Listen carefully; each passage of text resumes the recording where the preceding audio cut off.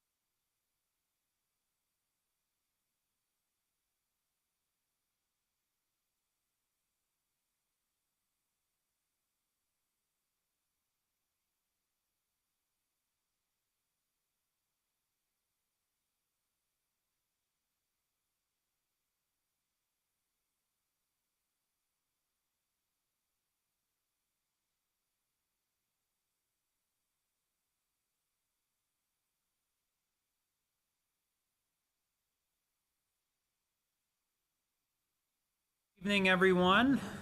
I'm going to call to order. Tonight is Monday, January 6th. It is 7:03. My apologies for being a little late. Please rise for the Pledge of Allegiance and moment of silence. I pledge allegiance To the flag of the United States of America and to the republic for which it stands, one nation, under God, indivisible, with liberty and justice for all. Please remain standing. Made it through the holidays. As I stated at our last council meeting, there have been some family members that have experienced loss in 2024, And, our hearts definitely go out to them that have experienced that loss coming into this new year, and also the individuals that have passed during the tragedy down in New Orleans. So please join a moment of silence with me.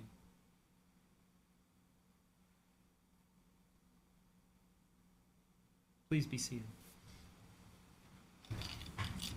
All right, folks, so we are going to go into public comment. We'll start out with the Chair of the Utilities Committee, Mr. Lynn Wiles, regarding the community aggregation update. Good evening, gentlemen. Hey, Kevin's not here.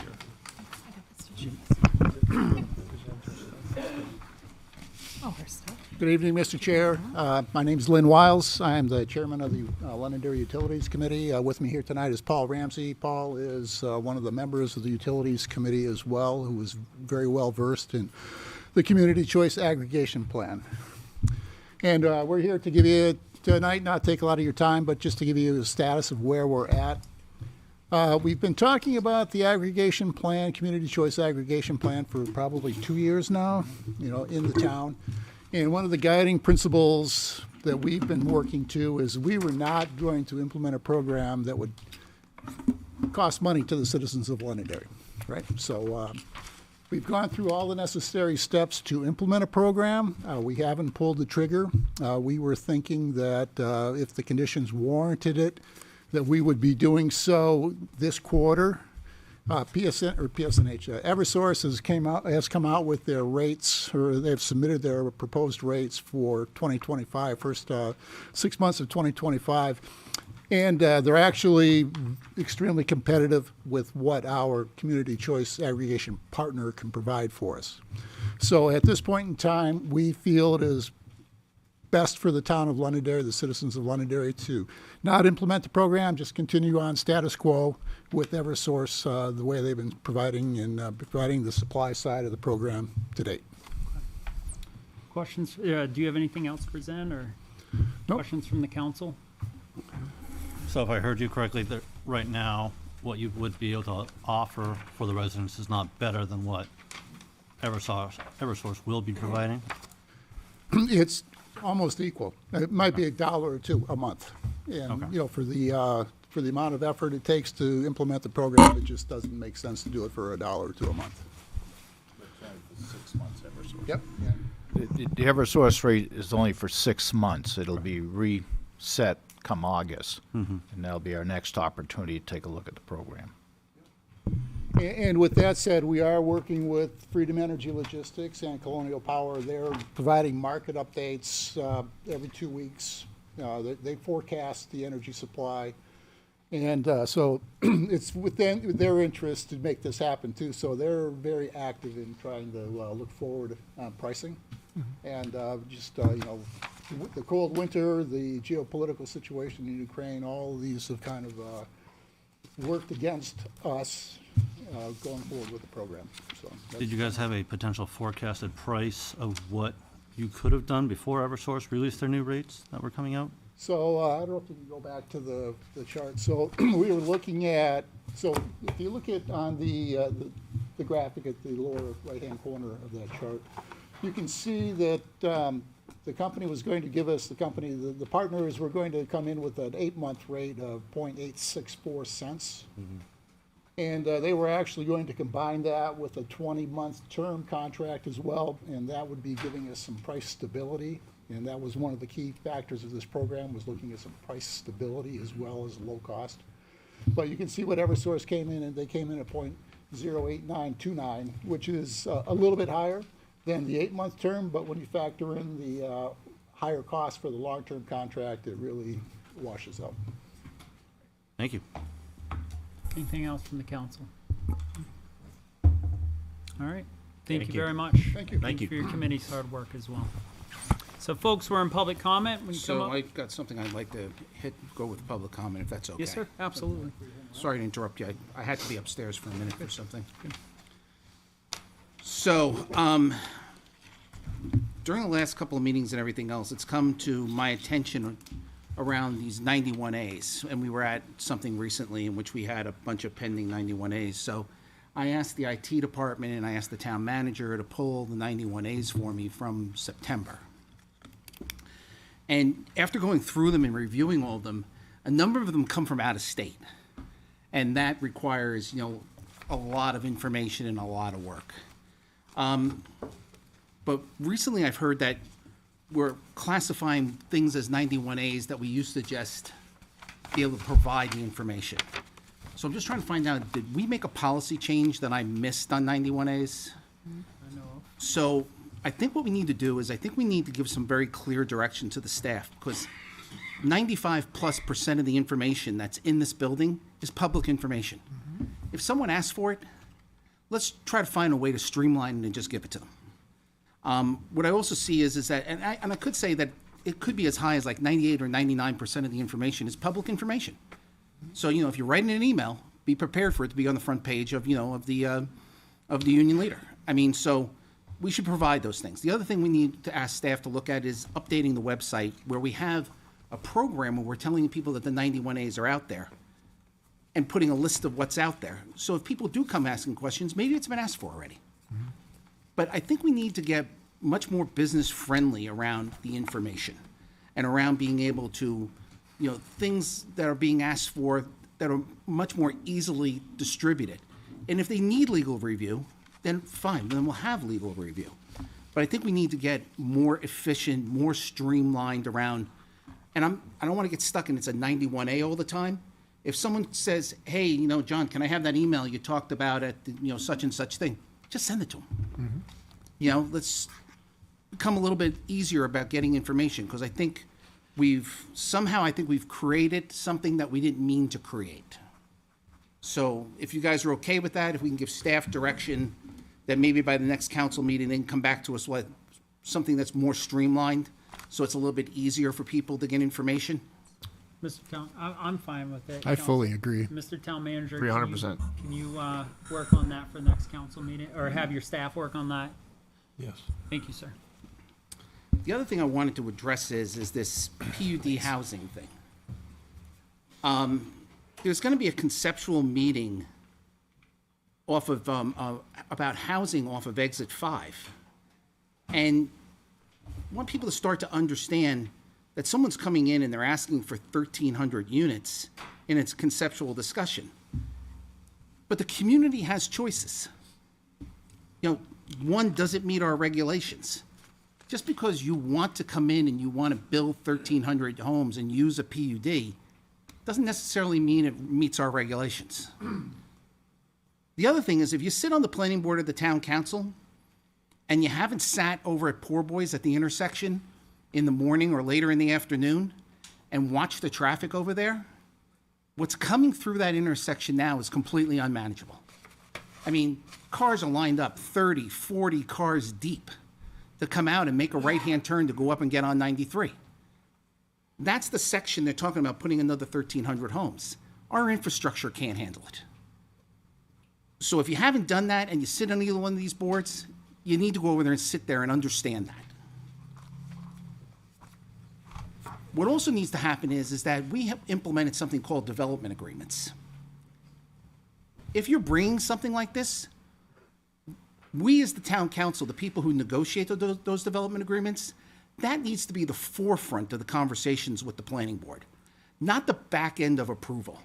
So if they're approving it on the back end and then it's coming to the council, it really doesn't give us any advantage or any, foresight into what's going on. So we need to be able to express to them that we would like to see these things happen earlier in the process. Tell the developer that that's what we'll be looking for. But we do have choices. Over 20 years ago, there was going to be over 1,000 units put behind Home Depot. And the community came out and said, that's not what we want. So we went to Superior Court, we had a special election, and we paid $2.6 million for that land. And the townspeople approved that. And we bought that land, and that's where the Nevins sit today, which is far different than the apartment complexes they wanted to build back there. So there are options. Just because someone comes and says they want to do this, we can have a discussion about buying the land that they want to build on if we don't think that we can handle what they're trying to do. we can open those discussions, and we need to think about those type of things ahead of time. The big thing here is that as a Dillon Rule state, we, the council, the planning board, we are limited by the state laws and regulations. Growth management, impact fees, building moratoriums, development programs, they're all antiquated at the state level, and they all need to be updated. We don't have the proper tools to manage the growth that's going on today in our community, because those tools come from the state. I would urge you that there have been over 800 bills submitted so far to address different needs in the state. There's only one that I know of, that I'm aware of, that has anything to do with growth management, and Ron's working on it. What are the other 799 for?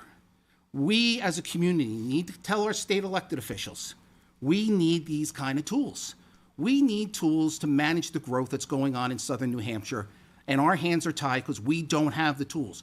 We can't put growth management in place. We can't put a proper impact fee, regulation in place because of what the state laws are. State laws don't allow for building moratoriums. They're very, very limited. We need the legislature to update those laws and those regulations in order to help us. And the last thing is, I would ask the council that we ask our planning board liaison to express our concerns to the planning board. With these type of things coming and everything, our liaison should be speaking for the council and saying, these are the things we're concerned about. What are we doing to address them? And, it's great that we went ahead and we got the information on the master plan, but we still need to update our regulations. In my opinion, that should have been paramount, and we haven't done that yet. But these things are things that we do have a voice on, and things that we can address. Our options are limited, but we need to address them. So if you all agree as a council, if we could please just direct the planning board liaison to express our concerns. Will do. Please do. And that's all I have for now. We just have a little family emergency, and Miss Karen won't be here tonight. She had to leave. So I'm going to try to cover the pieces for her that I can during the meeting. And I just spoke to her upstairs. Thank you. All right, folks, we're in public comment. Please, as always, name and address. You have 5 minutes. I'll respectfully start tapping my watch when you get close that time, just to give you a courtesy out of respect. And, sir, good evening. Ray Bresson, 3 Gary Drive. And I would like to mention to discuss this ordinance 2024-13, extending Londonderry commercial industrial tax incentive. And I just heard what John said here, and I don't disagree with what he said, but we have the opportunity to talk to our state reps, the state reps in town, and we have a senator in town, and if we want to have some changes up to Concord, we need to be talking to those folks, okay? In addition to that, we can go up to Concord, and if we want to support a bill or even put a bill in, we can do that. You all can do that. Anybody in the planning board can do that. I believe. I could be wrong. But we've got some serious problems here in the town of Londonderry with all this building that is taking place and moving forward now. And apparently, we don't have much control over it. I suggest, even though we may be a Dillon Rule state, and we have to follow the RSAs from the state of New Hampshire, Concord, that is true. And yes, maybe they need to be changed and updated, because the prime job of everybody that sits on a board here, the planning board, the town council, a major job is for the health and welfare of the citizens. And that's really important. And yes, the town does have some say-so and actually can make rules and regulations more strict than the state. And if we're talking about health and welfare of the citizens, excuse me? It's not true. We're not allowed to make What? laws more stringent than the state. It's against state law.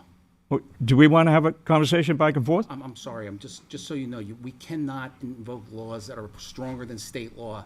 That's why I'm making the point that the legislature needs to change the law. I didn't say the town was making its law. I don't believe I said that. But we can speak. Okay, I don't want to take a lot of your time, but there's a lot going on. There's a lot moving forward right now. South Gilchrist, that's moving forward. Nobody knows whether the town got their money, what's going on. That's a legal issue. Nobody can disclose that. But we need to know some of these things. Certainly, you folks need to know. Maybe you do. Maybe you can't share it. But with all these facilities going on, and by the way, this thing, which we're talking about 2413, this extending the industrial tax base. Wait a minute. We have to do this to get business to come in. Londonderry is a prime place for business. It's got access to 93, Route 3, and we also have a planning and economic development department. Economic development department. I believe there are some people working and talking to other businesses, working to assist them to bring them in. But in addition to that, we got to give them additional tax breaks? I don't see that. I don't see the necessity of that. These people want to come here. These businesses want to come here because they know Londonderry is a great place to have business. We don't have to give them additional tax breaks, I'm suggesting.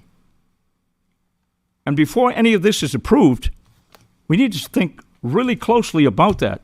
We got a lot of other more important things to be spending our money on: water and sewer, for one, traffic, and you could even go with housing, although, wait a minute, we've approved an awful lot of housing, and we got a lot of more coming forward.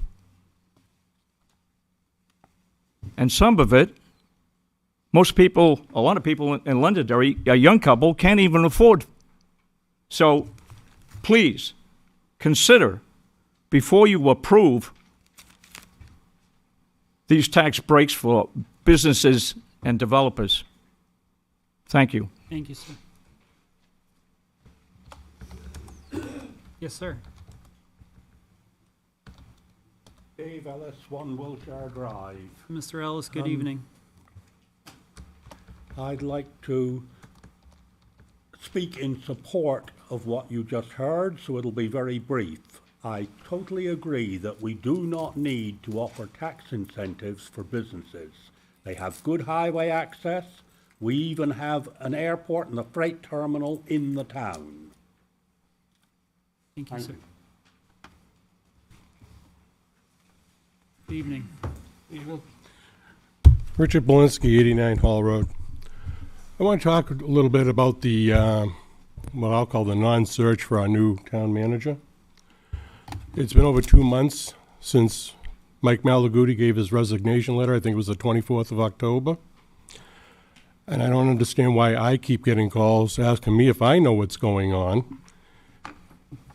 Where is the search heading? Where have you advertised it now? What is being done? I know that on Friday the 27th at 8 in the morning, there was a town council non-public meeting. The meeting minutes got posted that you were speaking with Bill Hart. Where'd that come about? Who brought that about? Kind of sounds like somebody's trying to backdoor an old employee back into this town. That's what it sounds like to me. I got a pretty good idea who. So what's going on? Why am I getting calls? There's 5 of you up there. What's being done? Over 2 months, people are wondering. Then that little show that was put on Friday the 27th, What's going on? Why hasn't it been advertised? Why don't we have a company out there doing a search? Do we have somebody on this council blocking that? What's going on? This isn't rocket science. It's not hard to do. It's going to take 2 or 3 months to do it. We're already over 2 months into it. It's going to be 6, 7 months. It's not how you run a business. It's not how you run a town. People of this town deserve and want answers. This blowing it off to week after week after week, all kinds of different things that are going on that get blown off and hope they go away. This obviously isn't going to go away. It's the town manager. So I don't know what the delay is. I don't know what that whole sideshow was on Friday the 27th. This nonsense has to stop. With that being said, the 91As that John spoke about, I don't often agree with him, but I will agree with him on that because I called up to get some information. I didn't do it as a 91A. I was given the information. I was given the information promptly, but I was told that all requests are going to be answered as 91As.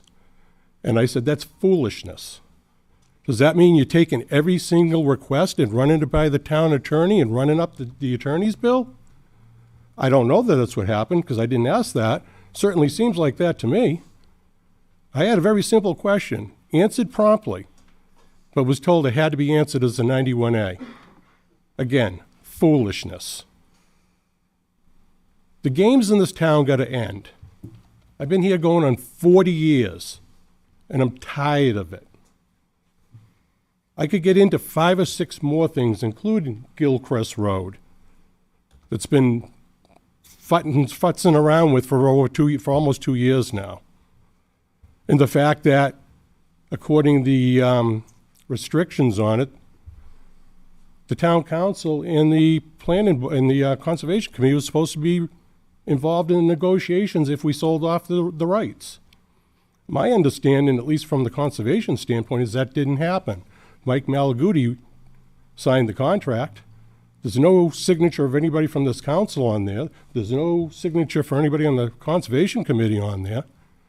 Does anybody know what's going on with that? I seem to have a little better idea what's going on that than you. Let's get stuff in place. Let's start getting stuff rolling. Let's stop sitting on stuff. I'm going to find out who initiated the Bill Hart situation because the people have the right to know because that, quite frankly, looked like a big game. Thank you. Anyone else?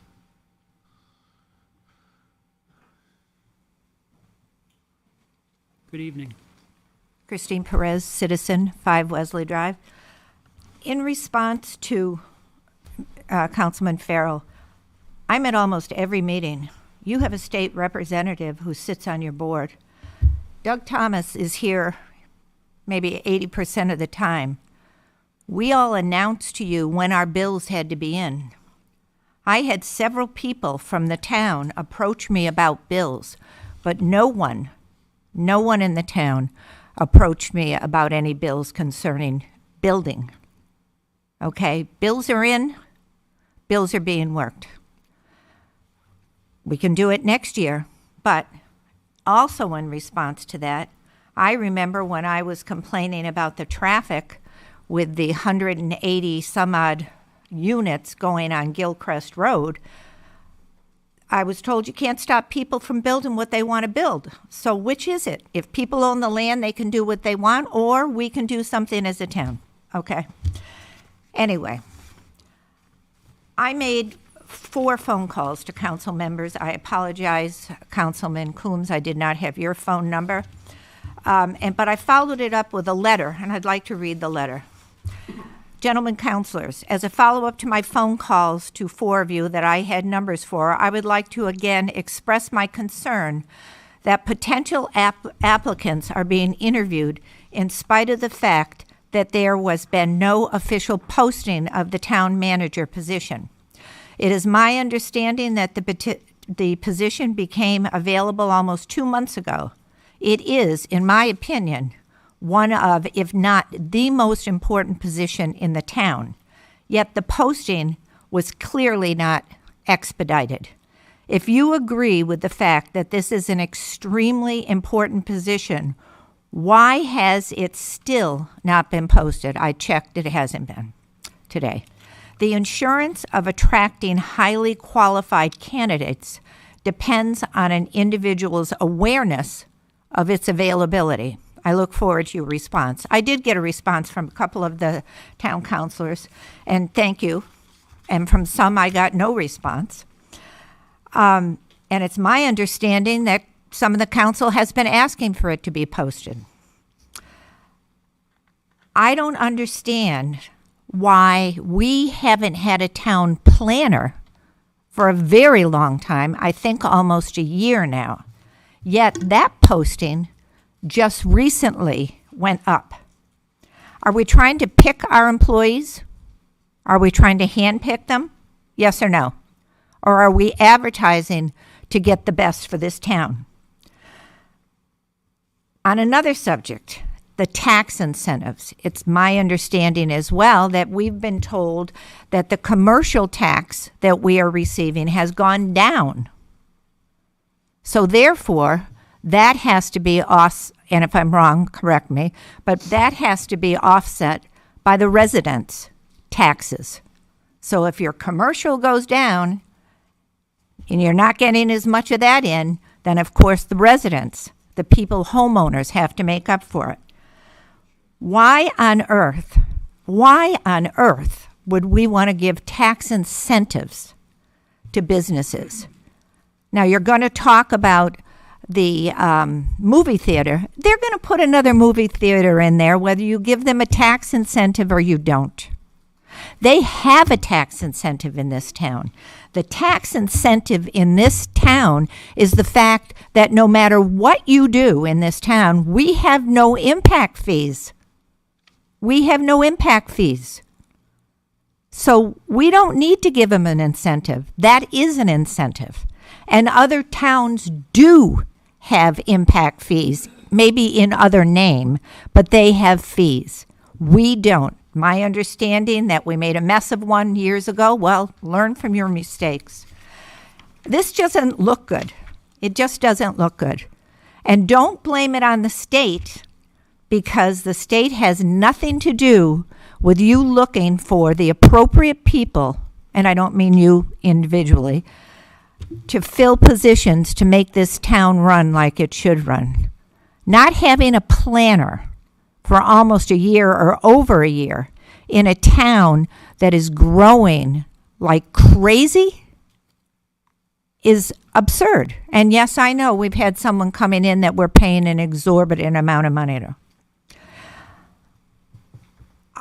I won't even get into the developments that are going on and PUDs.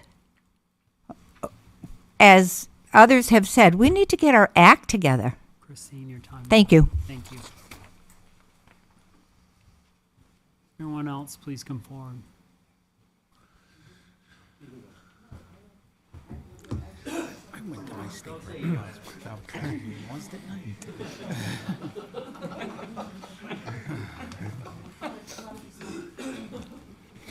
Good evening. Good evening, Council. With regards to the hiring policy and the town manager's position, if I am correct, the letter of resignation was dated October 26th, 2024.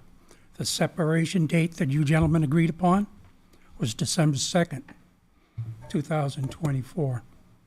That's approximately 34 days since he's left. As of today, the town manager's position has not been advertised on the town's website.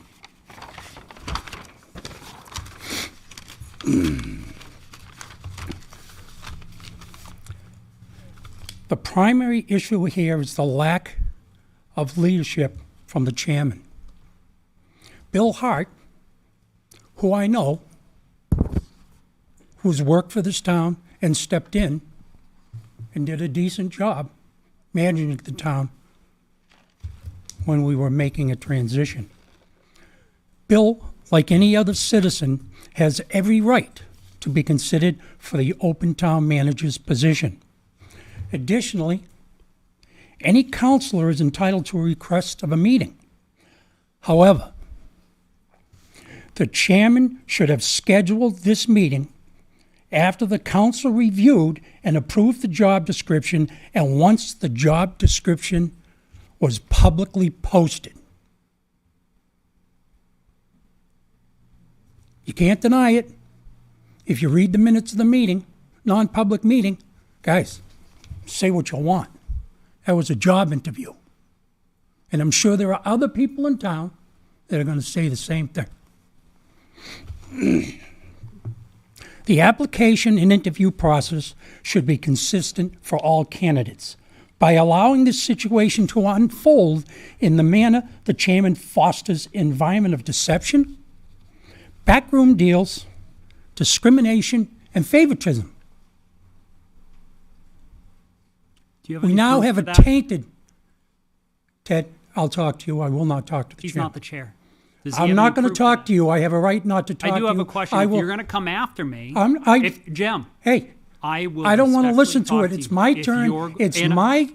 I am I have a pausing- right. I I'm have the pausing your podium. time. I pause your time. Excuse me. So what Excuse I'm me. saying- I haven't said much. Excuse me. Excuse. He's not directing it to me. Excuse me. Jim. Could you listen for a second, please? I think we need a sense of decorum and civility in these meetings. That's fine. Without raising voices, which you already have, and let's not get upset. We're all pulling the wagon the same way, Thank God they hired you. okay? Let's pull the wagon the same way. Okay, let me finish Civility what I had and to say. I have a decorum. right to public comment. Let me finish what I have to say. So I paused your time, and because I want to respond. At the I'm end not of the ready to day- listen to your. You can pause your time all you want. Mr. Let me Butler, finish what I have to at the say. end of the I day- started it. Don't deflect it. Let me Not finish it. deflecting it. Let me finish it. Yes, sir. Thank you. The application and interview process should be consistent for all candidates. By allowing this situation to unfold in this manner, the chairman has fostered an environment of deception, backroom deals, discrimination, and favoritism. It just is what it is. It looks stinks. It looks stinky. The town is a municipality funded and operated through the taxes it collects, not a private corporation. As stated in the HR mission, Londonderry is an equal opportunity employer, and it is the intent of the town to provide equal opportunity to all individuals. To have a meeting with a past employee about the town manager's position before, and it's been asked publicly, when are you going to post it? And you'll be working on it. Several times. Not once, not twice, several times. Just look at the meetings. Terrible, terrible decision. Because now there are people in town that are upset about it. And they're saying, oh, here we go. Here goes the backroom deals. I've been accused of it. And that's not the case. So, gentlemen, take it for what it is. I'm looking forward to a fair and equal application process. Thank you very much. And I couldn't agree with you more, Mr. Butler. I just would like to see the evidence of the accusations made.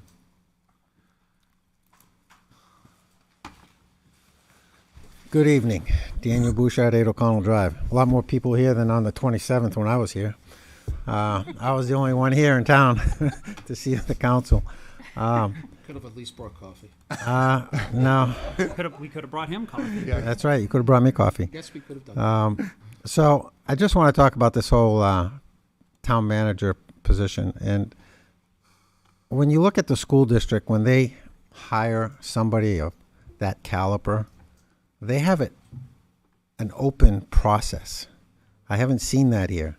All right. And when I was here on the 27th, I see the town attorney here. And then when I read the minutes, I'm like, it sounded more like it was ready to make a deal and a contract instead of a interview process. And I think it would be nice if the council thought about maybe doing like the school district does, open it up and let people in town, maybe you narrow it down to 3 people and have an open meeting with people and say, would you like to ask, Ron Dunn questions about why he wants to be the town manager in this community? We're facing a lot of issues in this community. I mean, 1,300 units on Auburn Road, you know, it's not something that the town can sustain. I mean, so how do we work with that? I mean, John brought up all these things about, you know, all these issues that we have, and we'd like to change that with state law, but you need a town manager who is going to work for our community. And it's interesting because during the week I happened to talk to a resident in Londonderry who's been here for almost 20 years. And I've been here over 40 years. And this gentleman, I tell you, he'd be one heck of a town manager, but he doesn't know how to apply for it, you know, because you guys haven't posted it. And, you know, yep, Bill Hart came in and, you know, he's been in the town before, but I think you need to open it up and look what's out there. That's my suggestion, and I would hope that you would consider that, maybe doing something like the school district does. I mean, they're pretty open, you know, and it's nice when they do that, you know, because this is a very, very important position for this community. Thank you. Thank you. Anyone else? Real quick, if I can, I'm going to read an email that was sent earlier today. So someone had asked about the town manager. I figure since there's several questions, I'll quickly talk about that. They had asked some questions specifically about does the council intend at this time to publicly post town manager vacancy? The town manager, HR director, been instructed formally or informally by the council to create and publish the posting. Can you tell me if when the such posting will go live? My response to that was, thanks for your thoughtful follow-up questions, which I truly appreciate. I want to clarify that HR director has been in complete partnership with the town council throughout the process and has not been directed to post the vacancy at this time.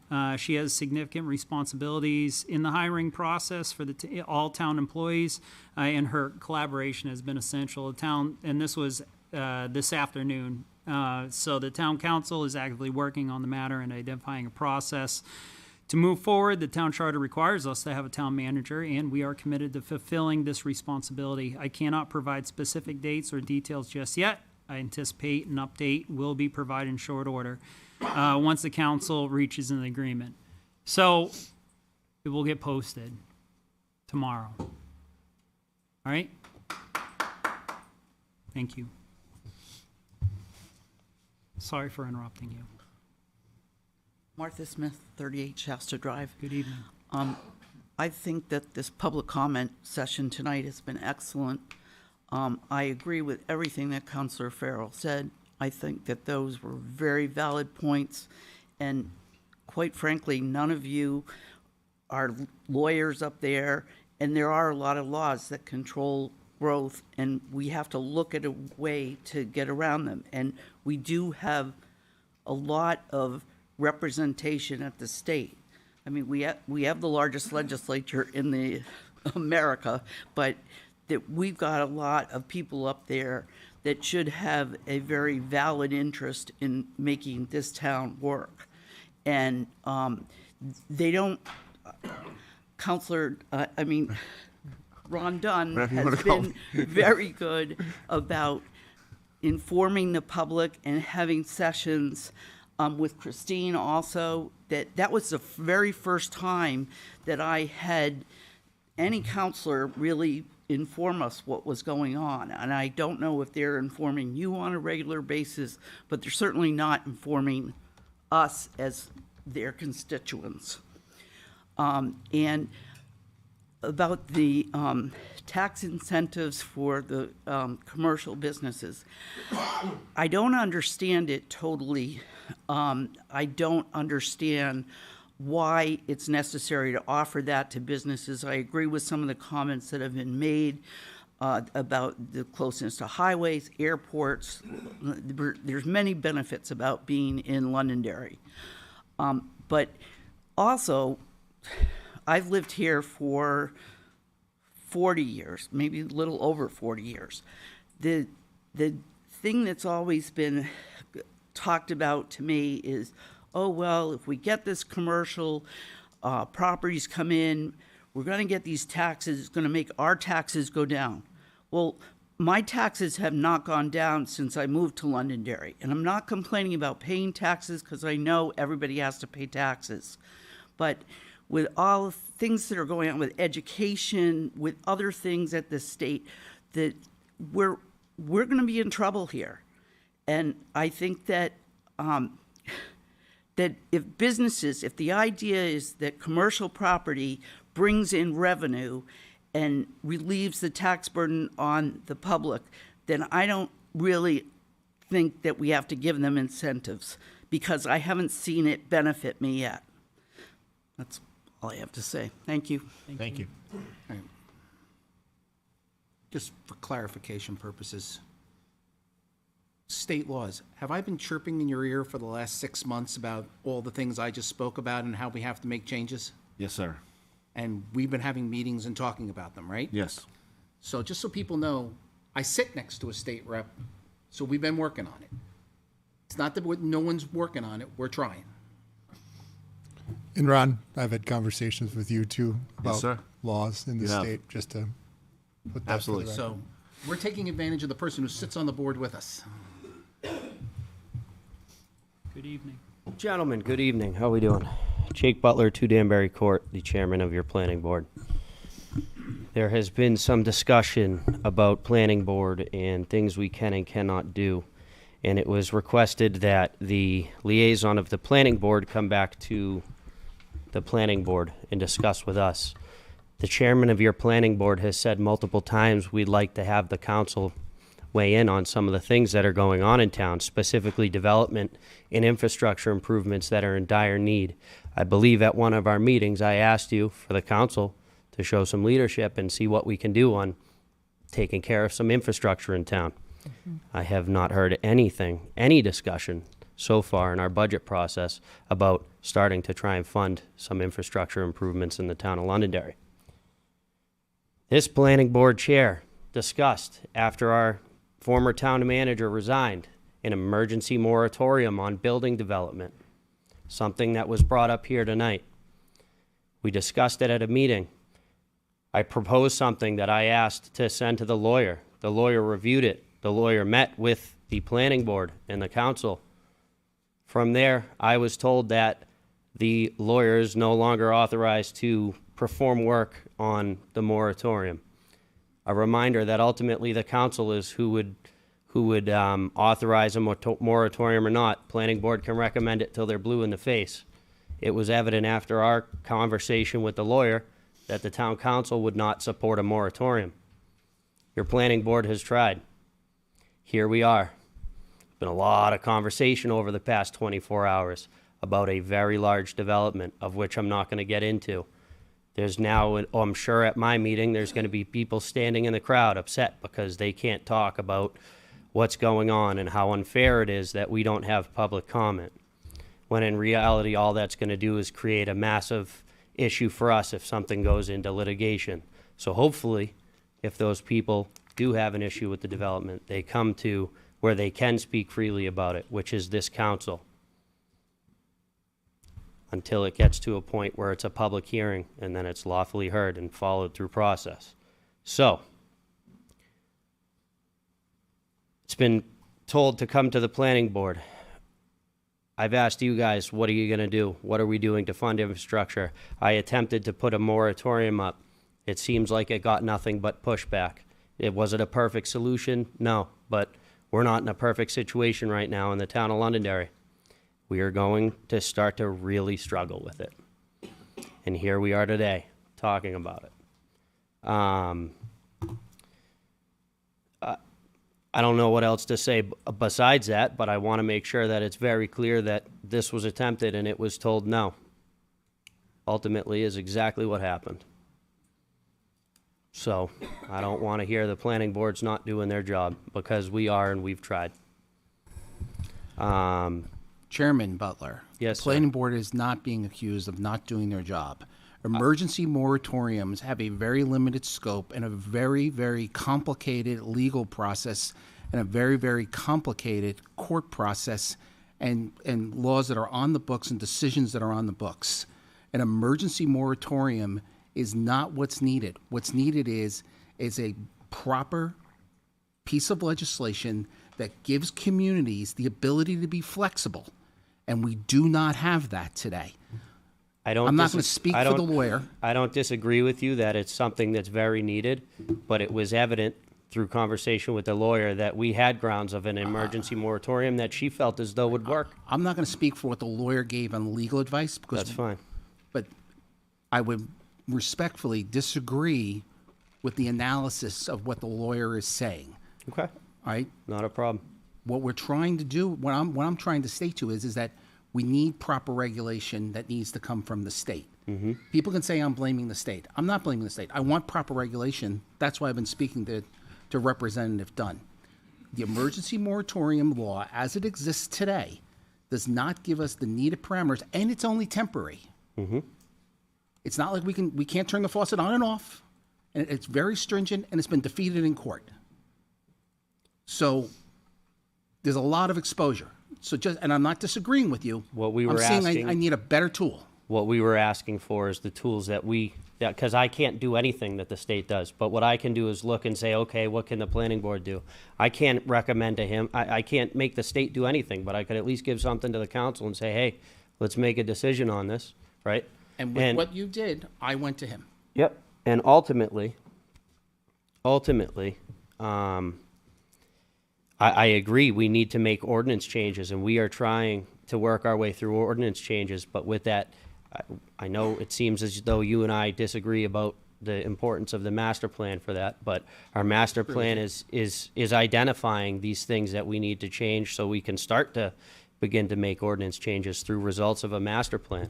So that's exactly why we needed to put it first, but this building moratorium would have given us a little bit of time to breathe. We have none. We have none, and we have no town planner. Again, it's not a blanket moratorium. The law does not specify that. It specifies very specific things. I don't want people to walk out of here saying we can just blanket moratorium the town. We're not allowed to by state law.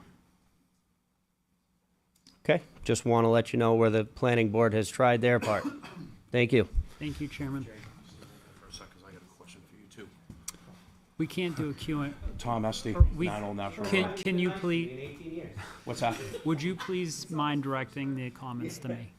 Say that May again? you please direct the comments to me? Well, he's on the planning board. My question was, with the whole Woodmont situation, and maybe Kevin could answer this. So, weren't we told in the beginning, well, actually in the very, very, very beginning, Woodmonts, were they not supposed to have their own fire department, police department, and then we were told we were going to have all kinds of restaurants and stores? Is that correct, or am I missing something? No? I thought it was supposed to be like, kind of like Tuscan Village. Yes, no? Kevin? All right. Tom. Tom. I can talk in the hallway. Please. Okay, the next thing was, because everyone's seen, is Gilcrest Road. Now, years ago, that was put into, that was conservation easement, correct? Yes? So, was it really ever explained clearly to the people who voted for it when it was put into easement that the person who sold it to the town, they could buy it back? Because I've always voted my whole life. I've been here 57 years, voting since I was 18, and I never remember ever hearing that, oh, well, if the builder wants to buy it back, they can buy it back. Well, that's, so are we selling it back to them basically for the same price? The guy who bought it died. Can anyone answer that? Because, I mean, that's kind of stupid, isn't it? Sell it back to them for... Can anyone answer that question? The man who purchased it passed away. He what? He passed away, the man who purchased it. No, the man who Elmer Pease, who sold the land to the town through the vote that we had, passed away. So Elmer Pease, who sold, what I'm saying is you're asking if the man who sold it to us is buying it back. He's not. He passed away. Yeah, but isn't the son building it? I don't know who's building it, but I'm telling you, the man who did the agreement with the town that did it through the vote, and we purchased the land from him, he passed away. So I can't answer There your again, question. it was never explained properly that the builder, that we would sell it back to a builder. To me, conservation easement, and when people hear it in this town, conservation easement means, hey, the land's not going to be built on again. That's the way I take it. Can we please What's have? that? Can we please just have a little bit more organization? Things are starting to get slipping away.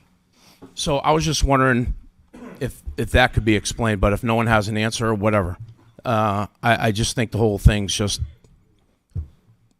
full of crap. Just the way all this building is, do we really need more apartment buildings or houses? I just drove through Woodmont today and I seen all these apartment buildings and I'm like, when are we going to have restaurants and stores going through there? We have 603 Brewery. That's going to be our only restaurant? Very frustrating. And then the other thing I want to just touch base on was the whole Bill Hart situation. If we never posted for a town manager, why are we even talking to someone if it's not even posted? That's a backdoor deal if you ask me, and the whole thing frickin' stinks. And the last thing I want to say is Happy New Year, gentlemen. Thank you. And I want to thank everyone who came out to the community tree burn. I had one town council show up and some of the LRC people, so I thank you. Thank you. Thank you, Mr. Esty. It's real quick and just to. You being an elected official, I'll allow it. Jake Butler, Chairman of the Planning Are Board. appointed. One other thing I wanted to comment on was there was a discussion about a change in 91A process or whatever. I do have to say I was relatively surprised. I had asked for some information, and then a few weeks later I got a very formal email about a 91A request when I never really requested anything. I just emailed and asked for information. To me, it doesn't really bother me either way. I think if it's easier for the town to throw stuff through a process, that everything goes through a 91A, whether it's somebody asking for a simple email or, a million pieces of documentation, if that's what's going to be easiest for the town staff with the resources that they have in order to organize it and be able to get back to it, totally fine. What I will say I was surprised about was I was told that I might be charged for the information that I had requested. I'm requesting it as your chairman of your planning board about relevant planning board documents. Can I ask a question? Yes, sir. Was that just like blanket statement, like boilerplate, or? The email was boilerplate. This was in conversation, and I said to our assistant town manager touched base with me the other night because it's taking some time to get the information. I said, not a problem. All you got to do is just stay in touch with me. It's that simple. And she did say, and I said, I get it. You're just doing your job. You're saying everything you have to say. No big deal. But I was certainly surprised to hear that there's a possibility I could get charged for this information.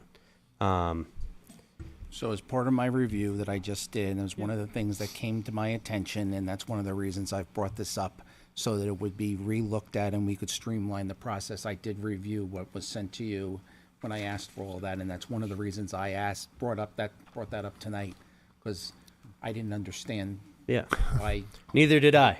I didn't understand. Like I why- said, I have no problem with it. I think if it's a process that works for the town and it works for Cheerston and the people who are directly involved in this, if that's what's easiest for them, And that's so why be I asked, it, why is a member of one of our boards having to do this? And that's one of the reasons I brought it up tonight. Yeah, and Without again, getting into the well, I details was of it. surprised if that's how it happens. I have no problem with it, but We'll have a good conversation. at if the you next charge me council. about it, I won't be as happy at the next time I'm at this podium.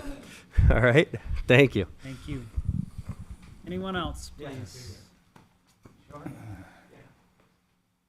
Tony D. Thank you, Mr. Chair. Tony DeFrancesco, Cheshire Court. Tom stole my thunder. I also wanted to wish you a Happy New Year. And right now, I want to go on the Wayback Machine, way back to 55 minutes ago, when this whole Exit 5 thing came up, and I want to talk about process, please. And so, I am, full disclosure, I am a member of your planning board. Planning board works for the town council. And the planning board, just like you all, are not allowed to talk to each other. Because if more than 2 members talk to each other, then it's considered a meeting. And that's not allowed to happen. So applicants, when they want to broach a subject, an applicant most of the time being the actual landowner who is already paying taxes on a piece of land, when that person wants to come and have a discussion, the only chance the planning board has to have a discussion is to have the applicant, who is not yet an applicant, by the way, come to the planning board and say, hey, I own this land, and I'm thinking of doing this. What do you think? Can I get a consensus? That would be, for you folks, considered a workshop session where there is no public input, because you all, just like the planning board, don't have a chance to talk to each other except in these meetings. It's open to the public, but the public, particularly in the planning board, cannot have the conversation if the person bringing a set of plans, who is not yet an applicant, wants to just talk about an idea. And so when the 50 or so text messages that I got today saying, what's up with Exit 5 with 13,000 houses being built and 97 800,000 square foot commercial buildings, what's up with that? Auburn Road can't take it. My comment was, haven't seen it yet. I know it's going to be a discussion at the planning board, but there's been no decision, and yet there's a lot of people all day today, and all weekend actually, running around with their hair on fire for a project that hasn't been proposed yet. The landowner and the developer want to come into the planning board and say, what do you think? I don't know what the planning board is going to say, because I can't talk to the planning board members.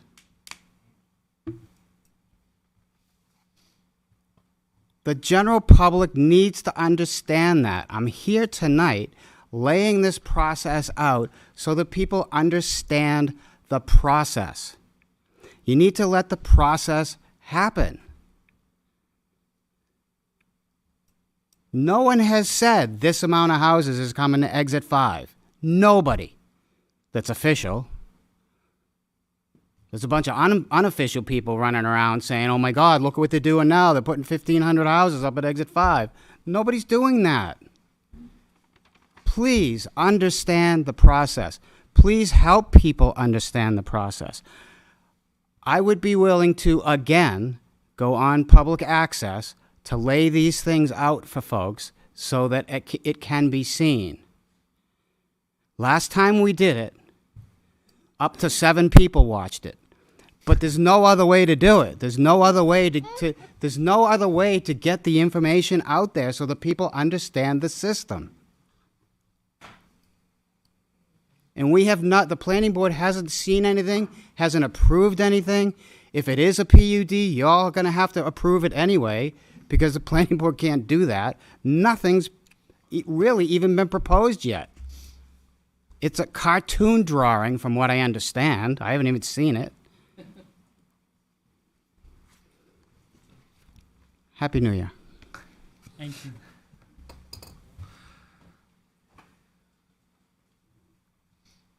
Good evening. Good evening. Deb Paul, 118 Hardy Road. I just want to say, wow, what a great town council meeting. A lot of great opinions, and we all know what opinions are. They're people's perspectives on different points of views of different topics. And yes, I was also another one who got one of those emails. I emailed a simple question, at least I thought it was a simple question to get a simple document, and it came back as a 91A. And I do not think that we should be charged for them. I don't know if you are charging for them. I don't know if the attorneys are looking at them. But this all ties into the town manager position. I hope to God that all of you have really did some research and some homework and looked at the job description. I would hope that that may be even public, that people could hear and understand what you want to see from your town manager. To me, personally, I want to see a town manager who's not an economic developer, a town manager who focuses in on processes and procedures and can get our house in order. We need processes and procedures that are consistent, effective, and efficient throughout the town hall. Because once your town hall is in order, your house is in order, it's a place people want to come. It's a place people want to come to work. They know what they need to do. They understand the process. They're all happy. So on that note, that's my opinion. The other thing is the building.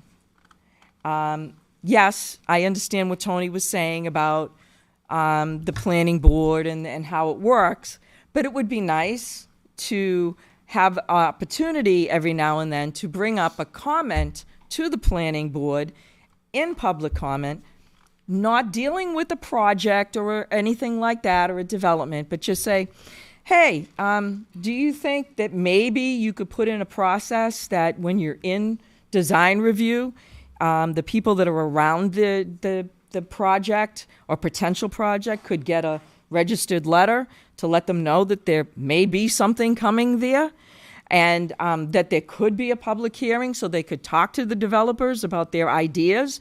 Because let's face it, at that moment in time is when the developers are open. They haven't spent a lot of money on a site plan. They haven't spent a lot of money. And they'd be more apt to listen to what the people have to say that live around there. And I know it's not etched in stone at that moment, but when the public hearing happens, it kind of is. They've already spent hundreds of thousands of dollars on design plans and drawings and this and that, and they don't want to go back and make those changes. So it would be a conversation. So because we don't have public comment there, there's no opportunity for the public to ask that question of the planning board except here. Because to me, all business of all boards and committees, I shouldn't say all, excuse me, I want to strike that and say the majority of the business of the council, the planning board, all of it should be done in the public. And yes, Dan had it right. The school does do a lot of the things very, very publicly. And that's what happens when people get angry, is they see your answers to questions. They don't know how you got there. They see no dialogue, no conversation. They just know that, oh, this is the first reading. Yeah, we want to do this. Well, how did you get there? Why? What were the reasonings behind it? From each one of you, not just the chair saying, this is what we've gathered for data and this is how we see it. We want to see how you guys got there. The business of the town is to be done in public. If you want people to trust you, then be public about it. You're going to make mistakes. You're going to make screw-ups. You know what? You fess up to it. You be held accountable. Yeah, I did it. I made a mistake. I should have read that better. I misunderstood it. Everybody's done it. People are forgiving. But people, once they feel that you're hiding something, that festers. And that becomes nasty. And that becomes rumor and hearsay. And it's just nasty. So if anything, please, guys, try to do things more in the public. Be more upfront about it. And as far as this incentive, when I was a counselor, I was against it. I'm still against it. I find it very, very curious that 2 or 3 weeks ago at a town council meeting, I came up here and asked a question, how many people have applied for it? And it kind of got danced around later on in the meeting. I was never answered. And they said, nobody. And now all of a sudden, there's all these people coming out. I don't know if phone calls were made, but you better get it in because it may not be there. Things like that are not nice, and those are the things that get people angry and upset. Just be honest and transparent and upfront with people, and you will find that people are very forgiving and understanding. Thank you. Thank you.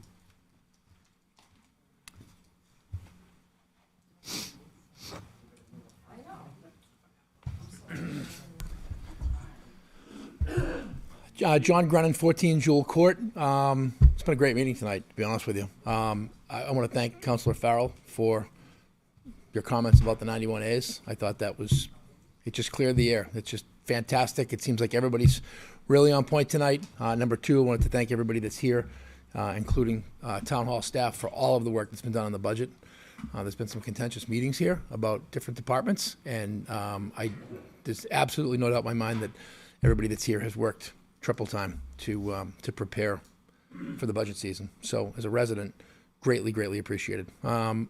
Two things that I wanted to say on public comment. Number one, there's been some discussion about fire department staffing, which I think is important, and it comes up a lot. The 13 versus the 12. I hope as a resident that, I believe the corrections have been made moving forward, but I hope that staffing the fire department at 13 is still something that's important to the council, and it's important to the fire chief. I look at the near tragedy that happened in Bedford with a police officer getting shot the other night. It's really the prime example of that person can't wait. They just can't. They have to have that help there. And those situations happen in this community also. So I hope on behalf of the firefighters in town that the 13 is still the number moving forward, and that the town is doing something with the town's budget to make sure that's still occurring, because it's a concern as a resident for me. That's number one. Number two, as far as the town manager situation, I wanted to say that I, as a resident, an interested resident, had reached out to the HR director. I got an impressive response back. Quick, fast. I don't know that woman. She's a pro, and she got back to me like that and answered my questions, which I really appreciated, and she should be applauded for it. And again, I don't know that woman, but I wanted you to know that. After reading the minutes of the meeting where a former town employee was brought in, I had seen something on there that discussed relocation expenses, and as a community, we had a very difficult time putting Christmas lights on the common and figuring out where that money was going to come from. And I thought to myself, if there is a position here for a town manager where the charter says that they should live in town, to have a discussion about a relocation expense for a job that hasn't been posted with somebody that may apply for it, that has been here at the town before, the optics were not optimal for the town. And I had come here a few weeks ago to say that when a family member in Boston is watching Channel 7 and the optics on Londonderry are poor, and then something like that occurs afterwards, it was a bit concerning. So there are people in town that are interested, and I'm hoping to dear God, because the town charter says it, that there will be a residence preference for folks that are interested in applying for this position. I think it's an important position, and there's two types of people in this town. People that were born and raised here, or were lucky enough to be born and raised, the original townies, and God bless them all, and then the rest of us that have been accepted into the community and chose to move here.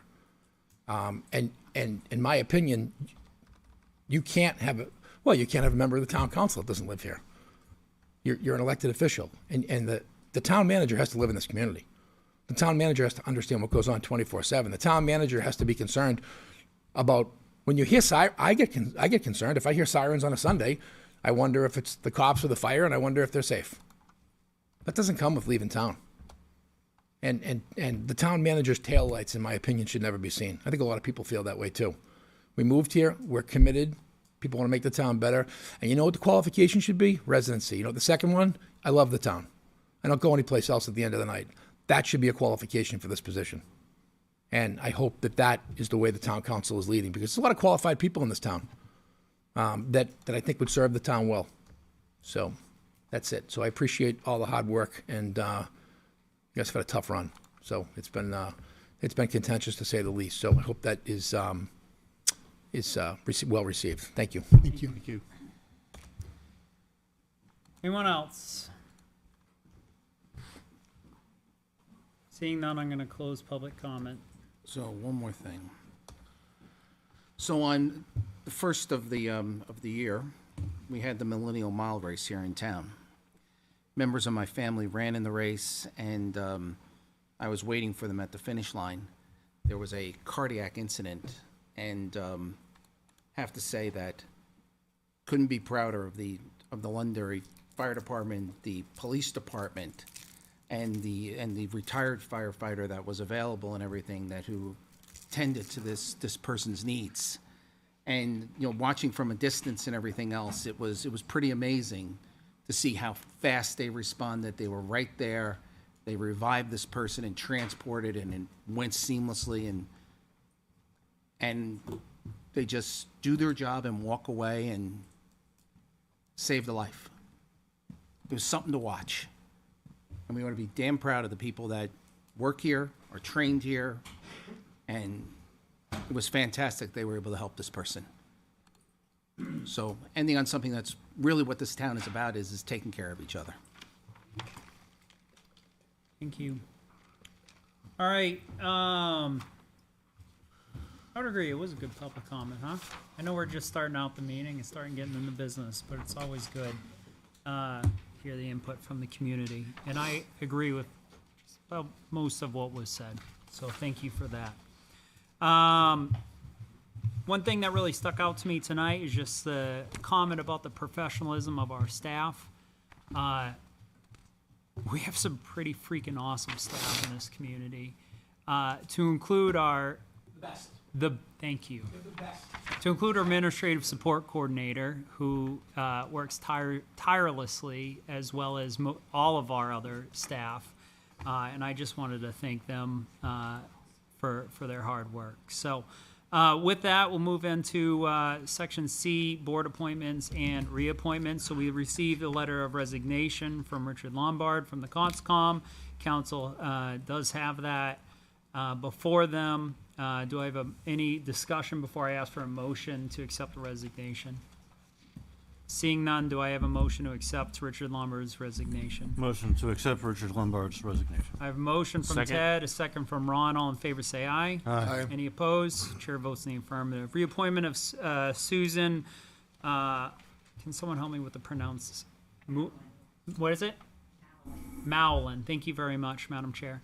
As an alternate member of the CONSCOM Commission, again, council has this in our packet. Any conversation? Seeing none, I'll accept the motion to reappoint Susan Mowlin. So moved. All right. Second. Motion from Ted, second from Ron. All in favor say aye. Aye. Any opposed? Chair votes in the affirmative. Thank you very much. I'll accept the motion to open public hearing. So moved. Motion from Ted. Do I have a second? Second. Second from Ron. I heard him first. All in favor say aye. Aye. Any opposed? Chair votes in the affirmative. We're in public here. An ordinance 2024-13, extending the Londonderry commercial and industrial tax incentive program. As Councilor Farrell stated earlier, there is a employee that was had a personal matter that they had to address. Councilor Farrell. Yeah, Miss Karen had a phone call and it was a family emergency and she had to leave. So I am going to do my best here to review what she asked to be reviewed.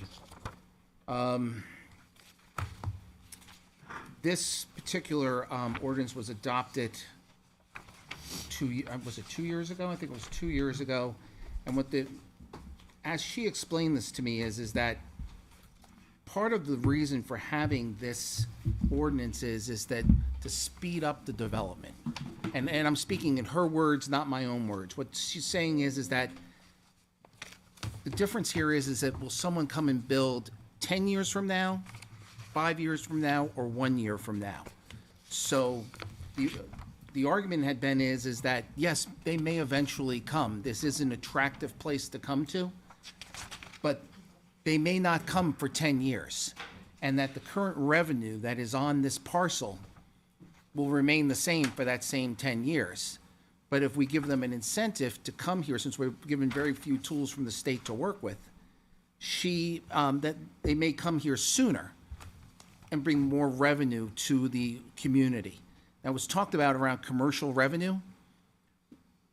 A number of years ago, we stood at a 60% residential assessment and a 40% commercial assessment. We made the change to move from 5-year valuation to 2-year valuations in order to stem off the abatements from the commercial piece. Assessments have to stay between 90 and 110% by state law. If we fall below 90%, the commercial properties will start to file abatements. The way that the court cases have gone is that we lose those and we wind up giving abatements to the commercial pieces. But if we stay balanced between 90 and 110%, we don't.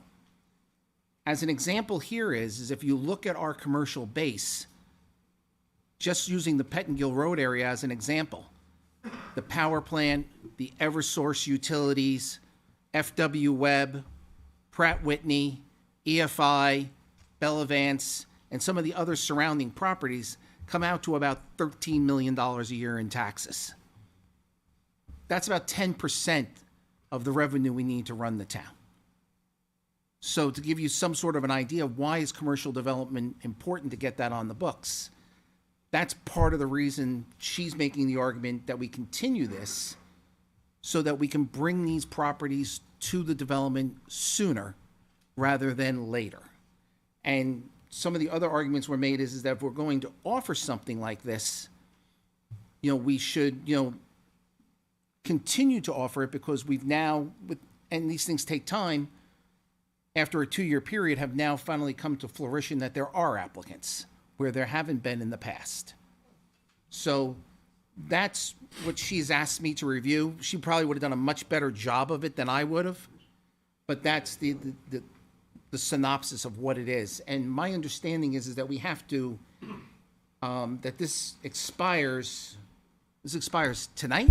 January 9th. So this week. However, the applications that we currently have can still be considered because they came in before the deadline of December 31st, and they have to be ruled on before February 28th of this year. Right, and she told me she had that all reviewed by the attorney, and that all is what the legal parameters are around those. Any other additional comments from town staff? Just to review what Ms. Karen said at previous meetings, that this program is only on additional or new value. This is not applied to any existing commercial valuation in town. So any tax relief is on value that is added to an existing property above what it currently is, or new construction. It is not administered in regards to any business that's here at the time.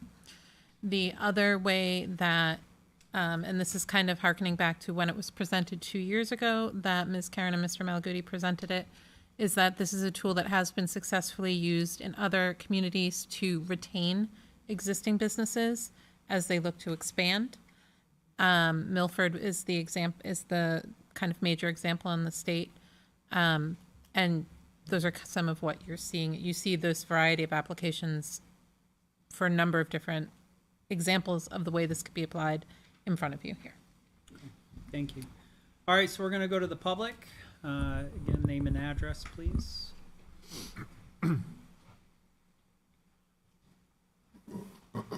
Ray Breslin, 3 Gary Drive.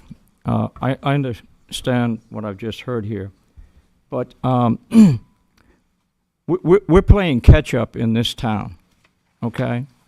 And with a lot of things, and yet we seem to continue to approve development, and on top of that, we're thinking about putting this tax incentive, industrial commercial tax incentive, back in place because we need to speed things up. No, we don't. No, I would suggest we don't need to see. We need to sit back and figure out where we're at. Where is the town's plan, master plan? Where is this town's zoning? Before we continue to market further development and entice further development to come in to put further burden on all the departments in this town, police, fire, DPW, potentially schools, and other things, not to mention safety, not to mention all the safety issues with traffic that we have right now that has been brought up at this meeting by others, and to continue to entice further business to come in with the justification that it's going to provide tax base. Tax base is good. I don't have a problem with that. But I think we just need to set back and say, whoa on some of this stuff. You know,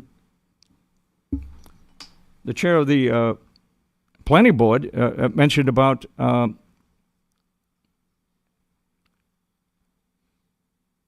slowing down, and we're told we can't necessarily do that. I think we'd really need to think strongly about this and where we're going.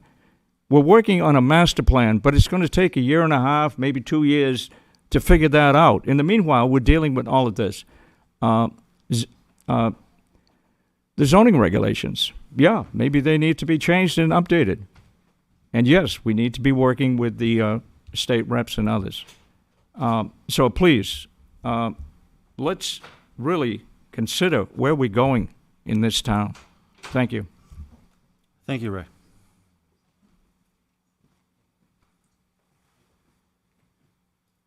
Dave Ellis, 1 Wilshire Drive. I just heard that the purpose behind this is to accelerate development, to get people to come, these developments to come in instead of being in 2 years' time to start now.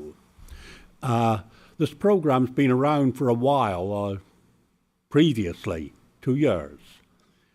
How many instances have we actually got where a developer has come to the town and been persuaded to start earlier because of the tax incentive, rather than just taking the tax incentive and starting when he was going to start anyway? Have we got any tangible, provable example? We have 5 applications. You've got 5 applications here. I can't answer your question of whether it made them go faster or not. That was something, I can't, Ms. Karen would know more about that than I would, but Yeah. I know we have 5 applications. I would suggest before we renew it that you find out if there is a provable case of a developer moving his timetable forward, whether it be 6 months or a year, just something provable, because I suspect you'll find they were going to develop anyway. Thank you. Good evening. Good evening again. So Kirsten just said this is going to be for new buildings? Correct. This is for new or improvements. Yeah. Okay, so, all right, because I was confused, because when I think Clarify that. It's for new construction, additions, and renovation. Okay. So in other words, had Wire Belt stayed here in town and decided to expand their building, they would have qualified for something like this. Okay. Could have if they met the dollar amount. If the they triggers. met the criteria of the ordinance. All right, so I understand what you're trying to do is trying to speed things up, trying to get some of this commercial property developed, okay? But this has been in effect for a while, and I'm looking at the list that's up there right now. Orchard View Drive's been there for a long time. 15 Pillsbury Road, that's been in the works for a long time. So it's not like we're gaining anything out of this. And when I look at the commercial versus residential, we're high on residential, not so high on commercial, What do you mean high? as far as getting taxes from, right? We get more taxes from residential than we do commercial, correct? So to answer your question, based on a recent examination that Yep. I did, I'm working with the assessing department. Okay, and that's with scary. Kristen. No. It's 69% residential, 31% commercial, down from 60-40. And a lot of that, if you listen to the assessors, a lot of that has to do with obviously what's happened in the residential market. And that the commercial market is not growing, the valuation of the commercial properties is not growing at the same pace as the residential properties. So that's why you see the shift. I mean, Bob Slater's in the room. he heard me track this with the school board going all the way back to 2016. And this is not only a trend here in Londonderry, it's a trend through the whole state.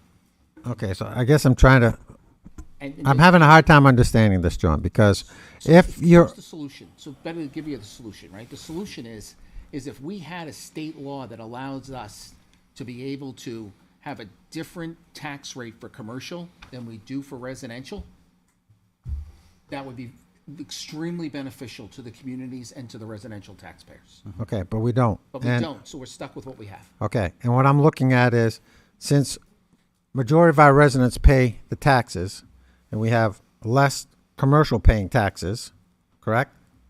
Am I on the right track here? Yep. The percentage of the total revenue of taxes is 31% commercial, 69% residential. Okay, so by giving tax incentives to commercial to come in, aren't we adding more tax burden on the residential side? No, it'd be No. more on the commercial side. So as an example, inclusive. That's what I'm trying to figure it out. Inclusive of transportation for the school department. Yep. Based on the number of pupils they have right now, you're looking at about $22,000 to educate a student, including transportation.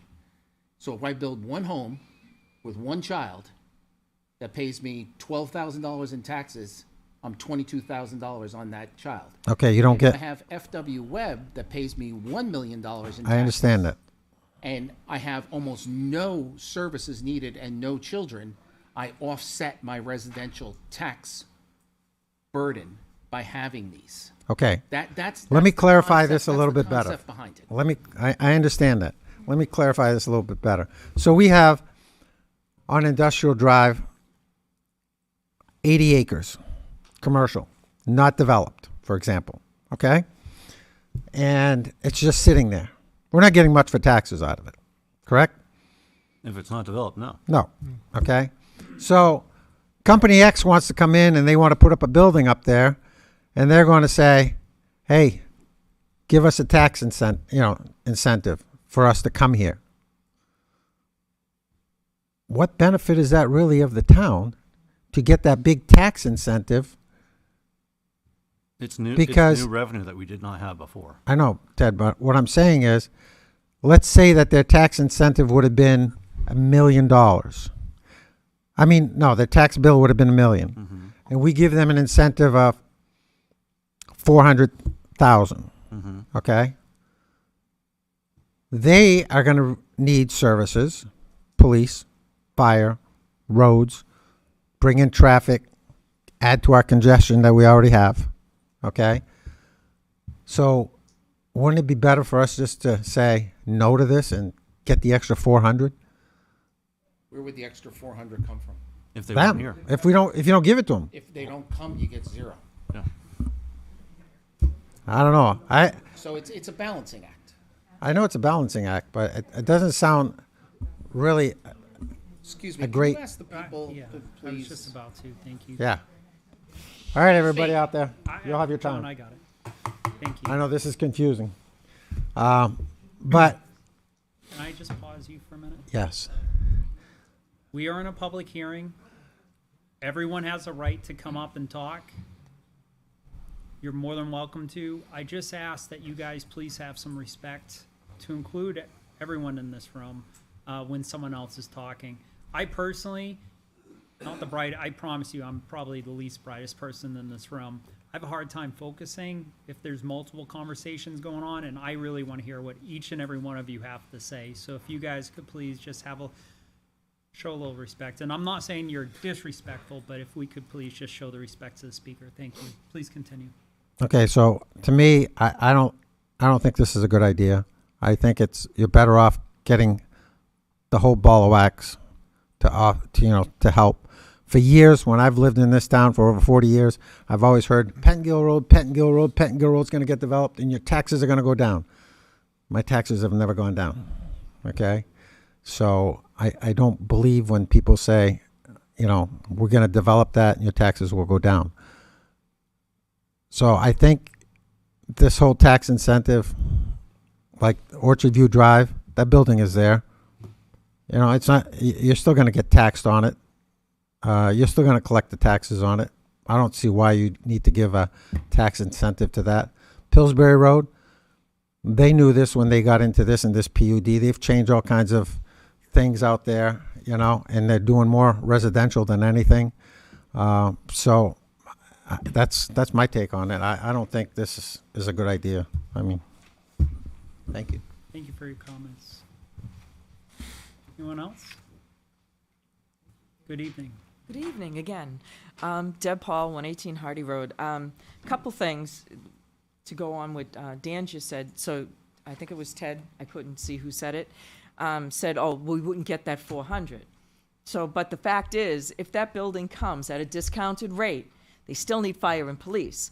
The fact is that 400,000 doesn't cover the cost of those extra fire and police and DPW services that we're going to need to cover that because they're getting that discount. So in theory, what you're saying is correct. A business comes in, it has less impact when they're paying the full tax. When they're paying a percentage of it, they're not covering their cost of existence. That's my opinion. The other thing is, I keep hearing this state stuff, this state stuff, this state stuff. Why hasn't anyone gone there and done it? John, why didn't you do it? Or Chad, could you ask John why? Well, this is before him. You were saying 2016, 17, 18. No, please, I would like to correct you. What I said is that the tax burden is shifting. What I said so was it just the happened this year? valuations were changing. Are you saying it's just shifted this year? Could he? All right, I'm sorry. Chad, could you please ask Mr. Farrell? You can ask Mr. Farrell. I'm Can we asking. have a healthy back and forth? Yes, it is healthy. I'm just trying to clarify and understand if he meant that it's just this year that it shifted, or has it been shifting all along? I very clearly stated that I went to the school board in 2016. Right. With Mr. Slater was there when I was doing it and saying, we need to start getting smarter as a community and a state. We need to start splitting taxes. I've been saying it since 2016. And I totally agree with you. And the burden is shifting. Nobody wanted to listen. The burden is shifting. But so why didn't you go to Concord and go to one of the reps and say something? Why did I go to Concord and say something? I said it to anybody. Or to Sherm, or to one of these guys. I don't work in Concord. I am not an elected official in Concord. I made my opinions very clear and what I wanted to have done and told them that they need to look at it. I'm not going to get into the discussions of why they told me SB2 can't be changed, why they can't do this, why they can't do that. Instead, what I did over the last year is work with Ron. And Ron's willing to go up and go to the legislature and do things. He's the first person that's been willing to do it. So like in 8 years, 16, 17, 18, 19, 20, 21, 22, 23, 24, 8 years, you just decided to reach out to a state rep to do something when you've been saying it all along. John didn't say that. That's nothing that I said. Okay? That is what you said. Please stop being disrespectful. Okay, I'm that's not just what I getting, said. I feel like I'm getting bamboozled. I said no such thing. Very simply, I've made a very simple statement. The burden has been shifting. I identified it in 2016. I'm not going to get into a back and forth with you. That's what I said. You stood up here before and said we should be transparent and take ownership. And that's why I'm asking you. Of it and went to public meetings and said it. And But why didn't you go to Concord? So please stop accusing me of things. I'm not accusing you. I'm stating a fact. You didn't go take it to the next step, period. We're going to pause real quick. Okay. I'm not impeding on your time. Okay, I apologize. This is my opinion. I'll keep it to myself. Maybe I'll write a letter to the paper, which I can do, and you're more than welcome to respond. Back to this. I was against it as a counselor. I don't think you really need to do it. And it really was created for areas that were blighted, that had issues trying to keep anything open or in a building, such as Nashua, when they were having problems on their Main Street and getting buildings were getting blighted, and they needed businesses to try to upkeep those buildings to make them more appealing, to entice people to come. That's what this originally was created for, and it works very well for doing that. So that's kind of what I wanted to, and I just think that this is not what we need to do. Building and development needs to be organic. It should not be socially engineered or pushed or forced in any way, shape, or form. The market will tell you what it wants and what it's willing to bear. It's not up to us to say, this is what you need to do. This is how it should be. This is where it should be. So that's why I think that this particular thing that we were doing, we had it for 2 years. Nobody wanted to take advantage of it until the midnight witching hour because they didn't want to miss out on it just in case. So if they really wanted it and they were really excited about it, they would have done it 2 years ago. Thank you. Thank you very much. So I'm going to ask this question as I contemplate this. Is there anyone that thinks the commercial burden should be lower or should be the same? Because that's what I'm thinking about right now. I mean, do we not want to increase the commercial burden of the taxes versus the residential? That's just a question I've got.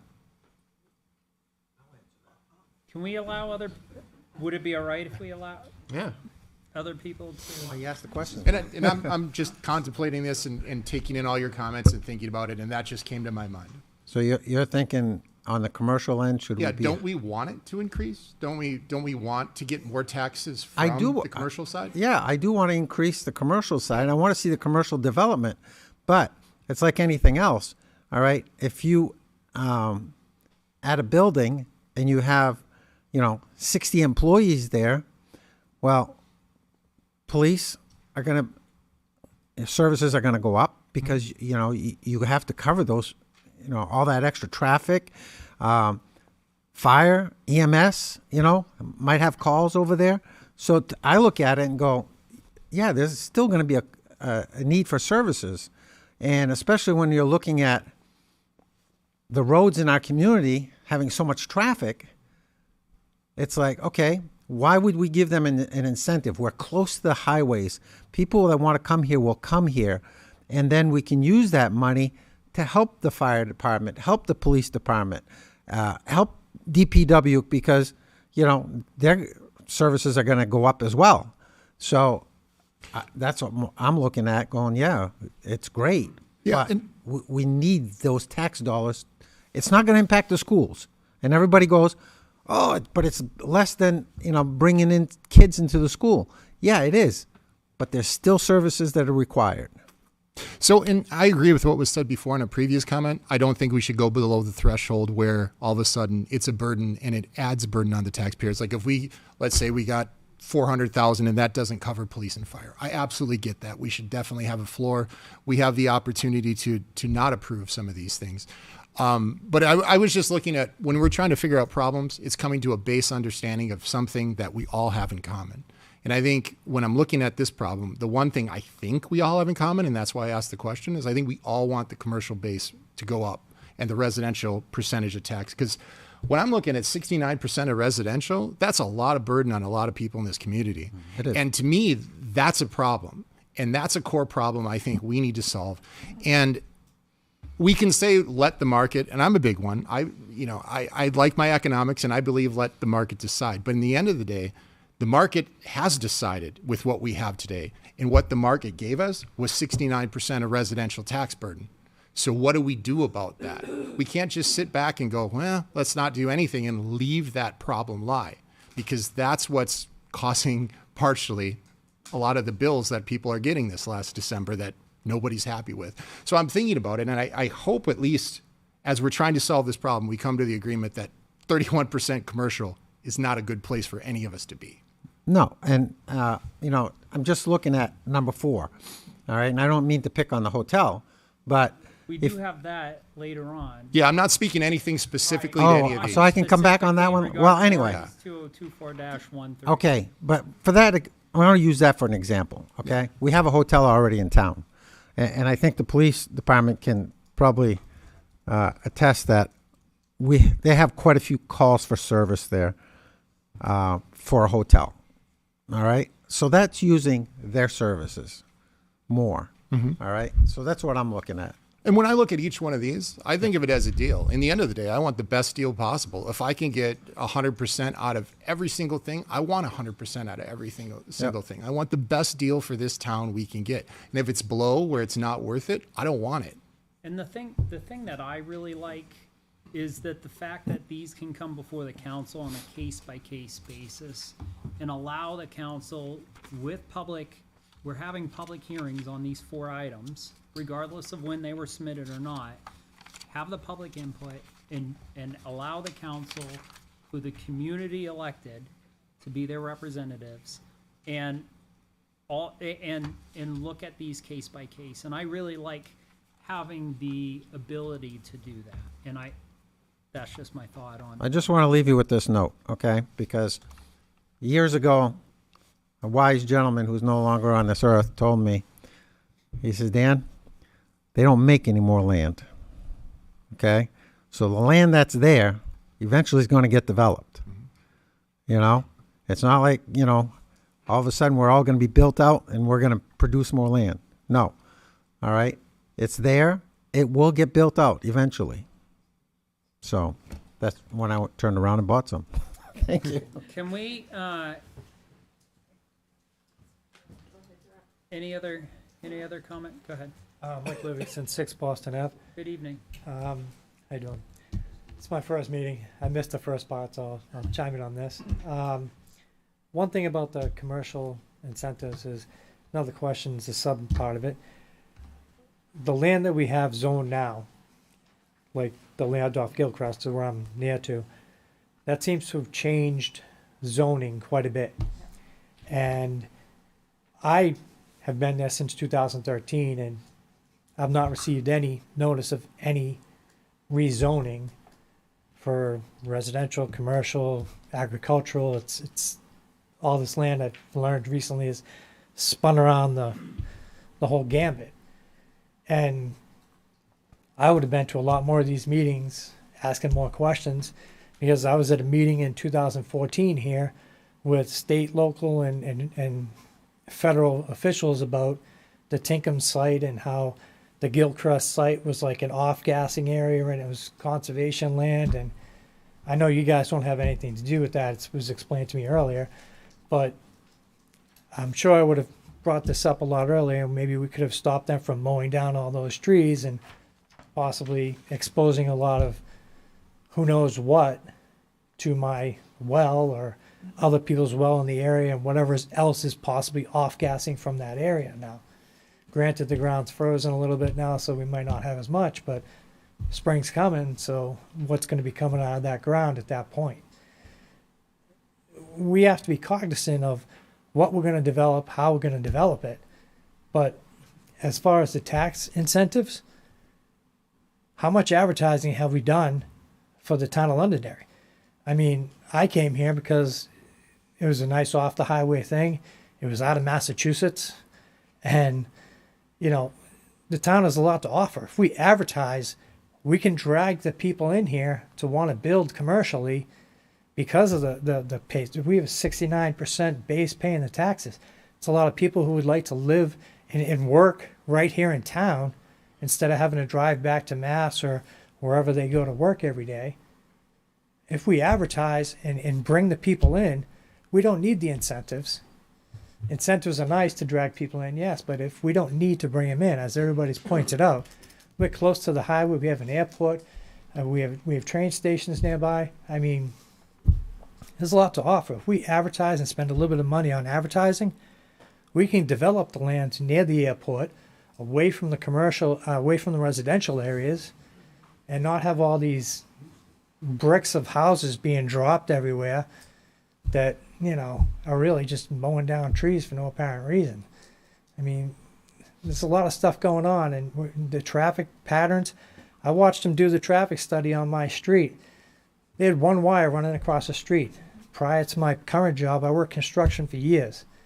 What they should have done was put wires at the top of Gilchrist, at the bottom, outside of 7-Eleven, Hannaford, Home Depot, and the Ford. That's a proper traffic study. What was done there was garbage and not accurate and should be questioned and redone. That road is not going to support the number of vehicles that are going to be coming in and out of there every day. I mean, it's hard enough now. So just for clarification, so, and council, please correct me if I'm wrong. Sure. So the public the public hearing is for this item only. I understand that you weren't here Yeah. prior, and I respect that. Yeah. Just so you understand, and we're getting off topic, and I'm contradicting myself a little bit, but I wanted to just explain, because I think people would benefit from it. Sure. For a rezoning, it has to go before the ZBA. John Council, please correct me. It has to go before the ZBA. Yeah. They have a public hearing, they make a decision, then it comes before the council, they have a public hearing, they make a decision. So switching zoning, Yeah. I can remember since I've been in this seat of maybe 1, 2 small parcels or other parcels, maybe one in almost 3 years that I've been here that is rezoned. So the other thing that I want to say is that regarding notice, our former town manager and had suggested to the council, and the council had accepted extending those abutter the distance of who gets noticed to increase the awareness. So, Yeah. you know, those were all suggestions that we're, you know, and really the tenets of what the community has said is, you know, transparency and stuff like that. Yeah. We're working on that. So, So the restaurant site on Gilcrest wasn't rezoned?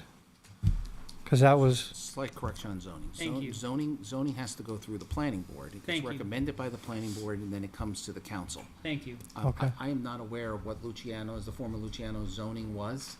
I'd have to go back and look to find out what it was, to see if that was actually rezoned or not. And I apologize, I just don't know off the top of my head. okay, so it could still, The land next to it was AR1, okay, I don't know what the AR is. one. agricultural residential 1. Okay, You can build housing on. okay. I So, apologize, I don't know what Luciano's was zoned as.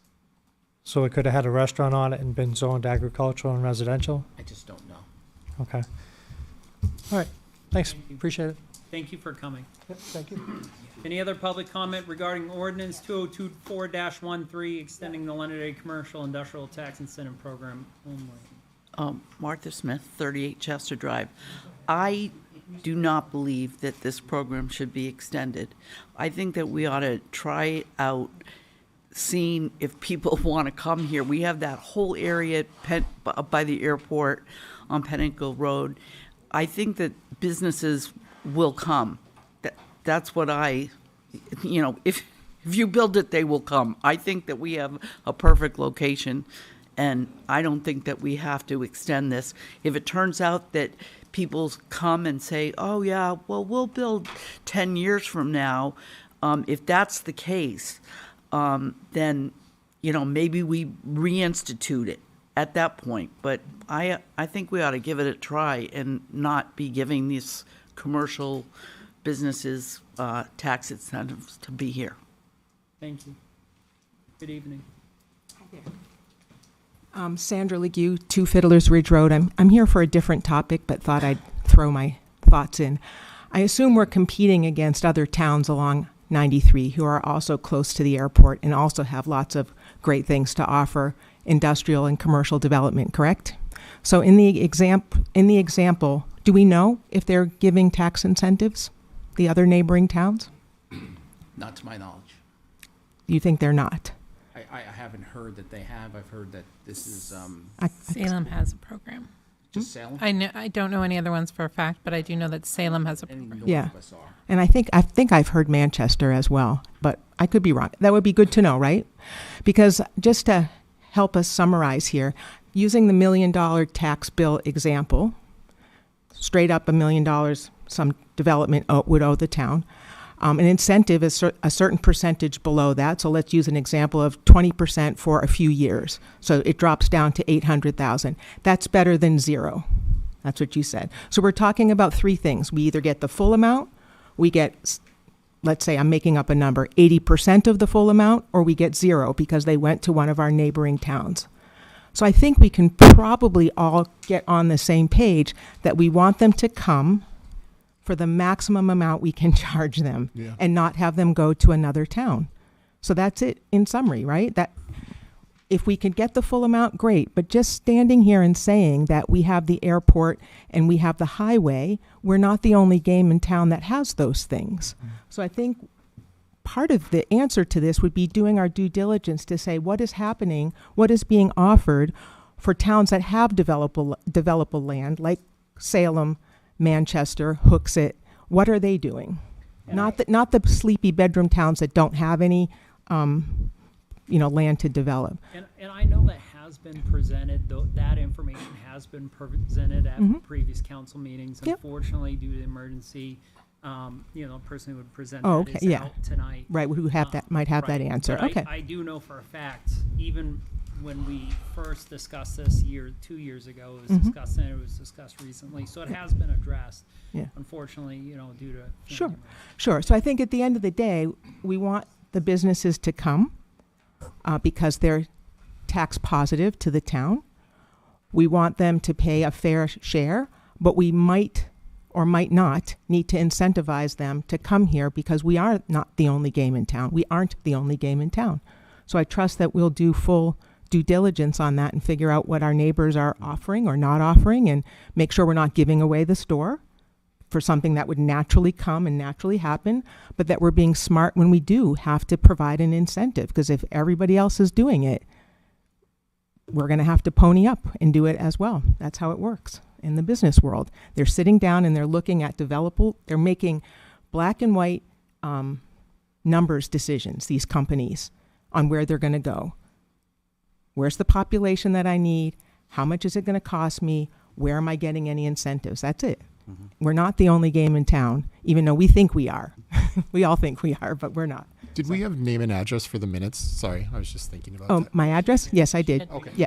Thank you, Sean. So All right. then there's another piece that goes into all this is companies do an economic pro forma on building anywhere, and what they pay in taxes go into their whole Right. performance. Right. And if we're able to help them on that end, so that it's actually more profitable and makes more sense for them to actually come to Londonderry, come to another town that they don't have this kind of option. Londonderry will reap the benefits of collecting those tax revenue compared to another town. Right. And we just don't want to be too generous, right? We don't want to be foolish because they're always going to make it sound like they're not going to come. We just want to be smart about how we go about this. You want to give nothing or just enough to get them here, not too much for not too long of a period of time. All kind of people may not know qualitative is statements that don't really work, but yeah. One, as many people may not know or realize, is that it's only for a period of time. Right, it's not and forever. it reduces over time. Right, So yeah. it's not you always get this tax reduction. Yeah. Trust you guys completely to run that full analysis with this excellent staff you have to do it with you. So thank you. The best Um, staff. Mr. Chair, I pulled up some notes we had from the last time this presentation happened. Derry does have this program as well. When you last heard the resolution in June 20th, 2022, there were 19 municipalities in the state had the program. At that point in time, 2 years ago, 18 properties were receiving an exemption in the state. So those are the numbers I have from 2022. I don't have updated 2024 numbers, though. Thank you. Good evening. Christine Perez, 5 Wesley Drive. If I am a developer and I want to put in 100 homes, This doesn't qualify for homes. I understand that. Right. I'm making a poor analogy. Sorry. Are you going to give me a tax incentive to No. bring those 100 homes here to Londonderry? No. Oh, it wouldn't qualify. Huh? It wouldn't qualify. I know, but I'm saying we don't offer it for Joe Smith, who's going to buy one of those homes. He's not getting a tax incentive to come here to Londonderry to that home as opposed to going to another town. Okay? I'm reading that we're giving between 40 and 50%. That's huge. And I understand it goes down. The theater was going to be a theater no matter what you offered. And the thing of it is, by not making, I'm all for having commercial come, but they need to pay their fair share. And their fair share is the same fair share that every one of you pay, 100% of their taxes. They will come to Londonderry. We are an affluent, good education, You can get on 93, you can do all that stuff. We're not going to have another exit of 4A. They're going to come. And I find it concerning to me that when this was brought up 3 weeks ago, and it was directly asked at that time if there were anybody applying for this. And we were told no. There were no pots in the fire. And all of a sudden, 3 weeks later, we're being told there's 3 or 4 or 5 or whatever. That's concerning to me. Thank you.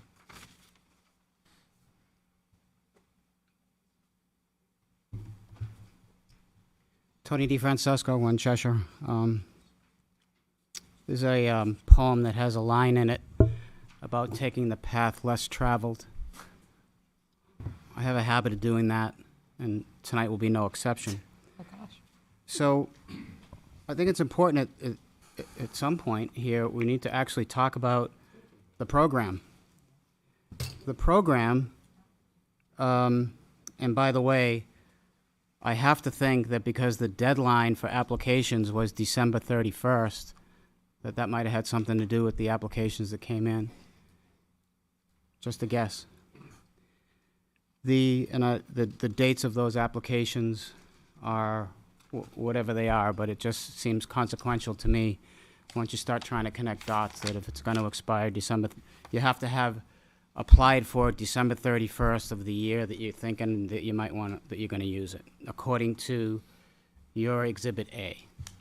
Okay, so that might have something to do with it.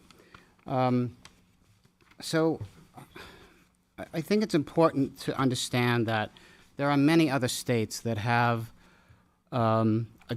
different tax structures where industrial projects, which really is what we're talking here, commercial is a 7-Eleven, industrial is several 100,000 square foot building. So it's important to understand that other states, one of our bordering states, in fact, our direct bordering state, has a different rate for commercial as residential. So the only hope that we have as a town is to drive revenue. If we drive the revenue, I don't remember anyone saying, and I'm going on 47 years now, 47 years as I said one time before, as an adult. Ron, I know you want to make the joke, but I know you're not gonna. So the fact is that I personally don't remember anyone saying taxes were going to go down if we do Pettingill Road. What I heard was about stabilizing tax rates. Right? That was the word that was used. Stabilizing the tax base, helping to stabilize the tax base. You've got to do something to offset the rise. Let's just use one thing: fuel. Police cars, fire trucks, ambulances, town vehicles. Fuel has gone up. What are you going to do to offset that? One of the ways that you do that, instead of the disproportional amount, as John has told us several times tonight, of residential, offsetting that, is to drive the industrial. Now, apparently we know that Derry has one of these programs already. Again, connecting dots, we're all pretty smart people. There's a reason why all those restaurants and all that development went on in Salem and not in Londonderry. So think about that for a while. But let's talk about the program. You have two choices here: a $5 million up to $10 million project, and $5 to $10 million project. Let's use tier 2. So you have a choice. You're going to give them a 30 or a 40% break. Now let's be clear that that's on the taxes owed to the town. That project is still going to pay 100% of the education rate to the state and 100% of the county tax. There's no break on that. Okay? So let's say you give them a 30%. You give them 30% off the assessed value of the property. After the second year, you're going to decrease that by 20%. You're going to decrease the 30% by 20%. The next year, you're going to decrease that 30% by another. It's not going to be 30% anymore. It's going to be less than that because you already decreased it. Then you're going to decrease it 30, 40, and 50%. By the time you're done, you've already reassessed the building, and there's a good chance you could be at a break-even situation anyway.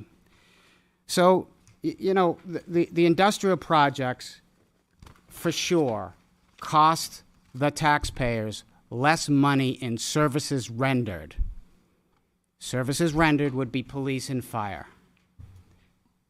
They also provide a huge, if you talk to the police department and the fire department, they also provide huge opportunities for training.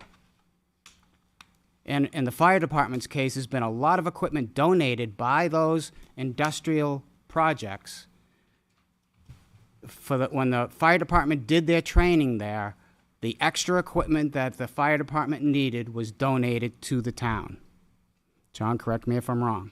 It's happened on occasion, yes. It's happened, okay? So again, the path less traveled for tonight's conversations is, do you want to drive revenue or don't you?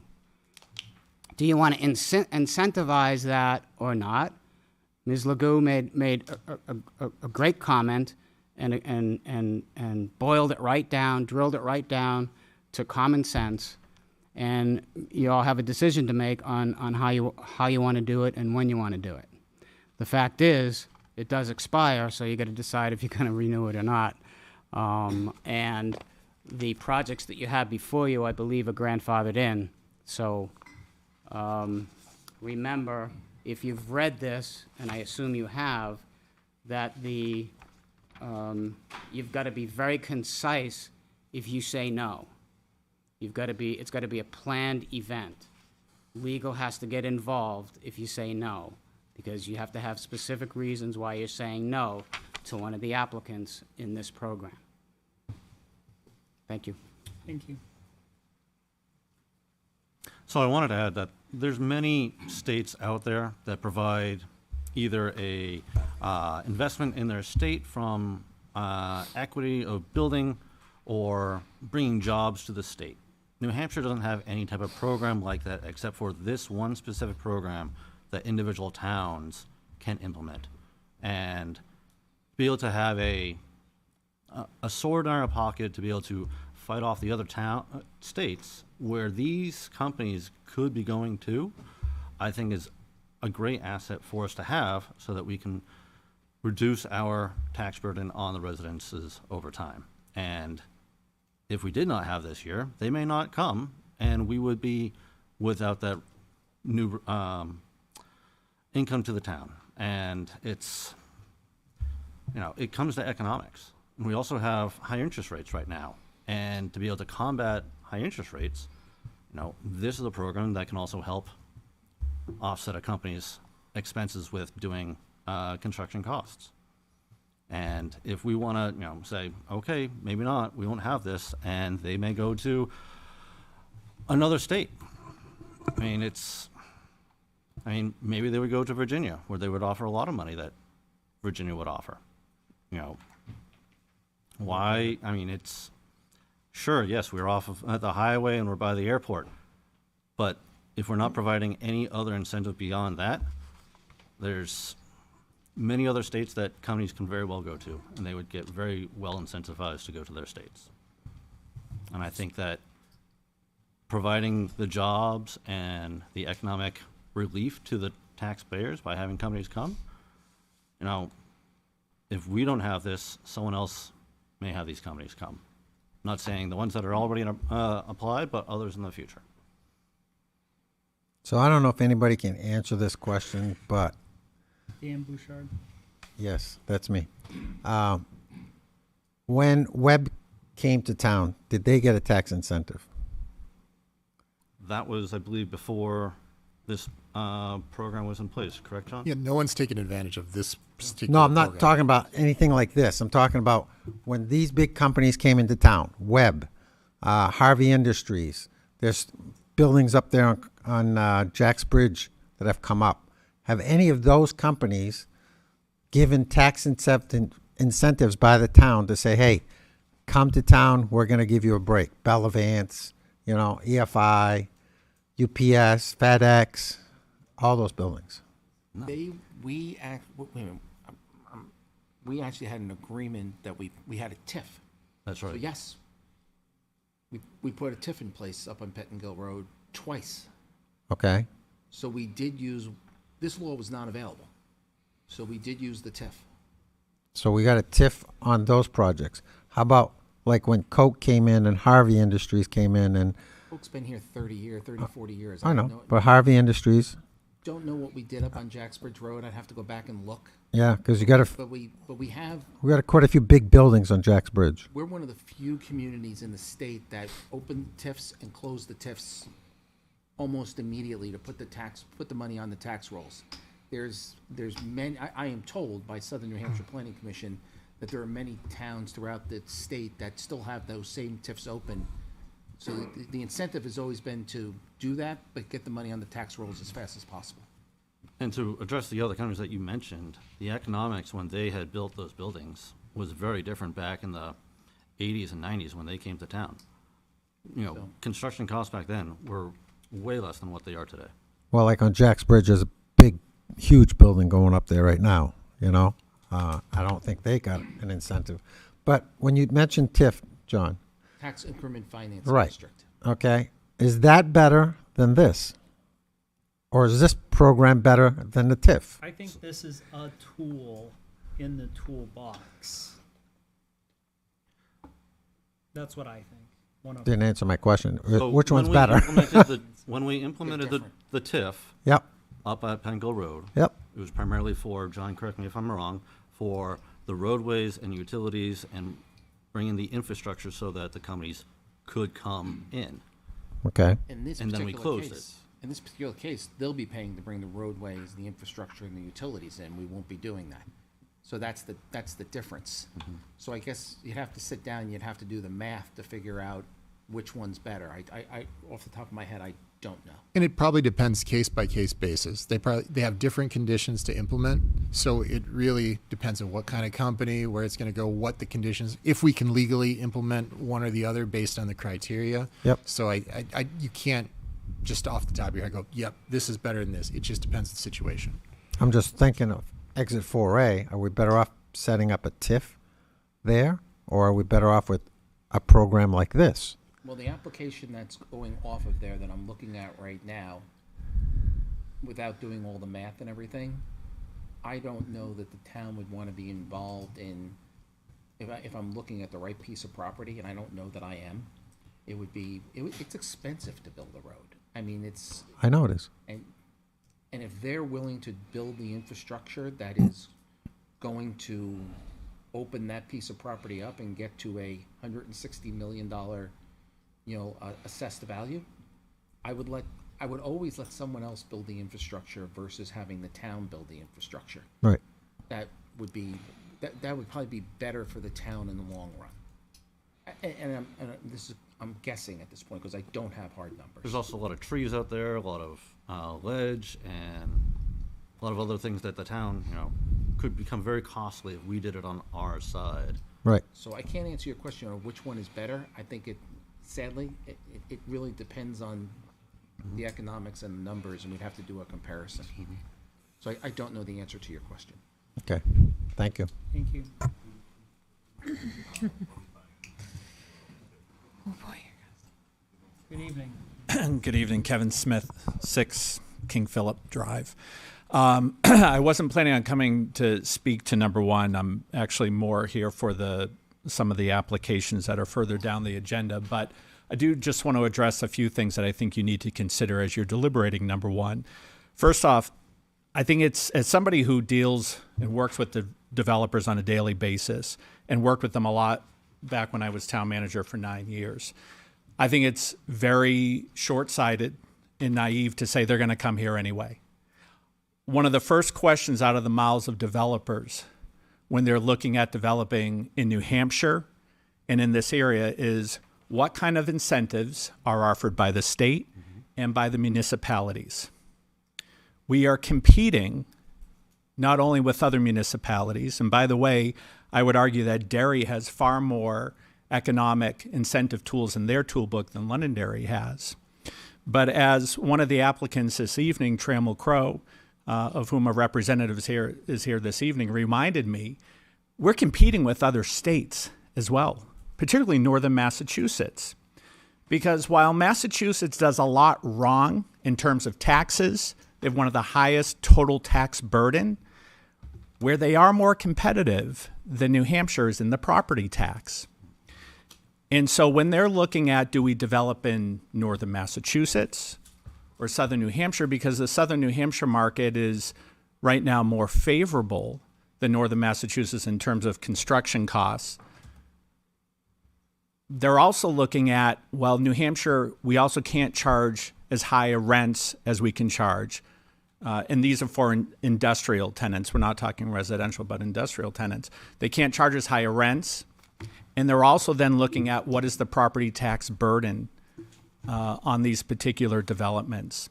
And when you weigh those things, sometimes with the higher rents and lower property taxes, it's actually more advantageous to develop in northern Massachusetts than it is in southern New Hampshire.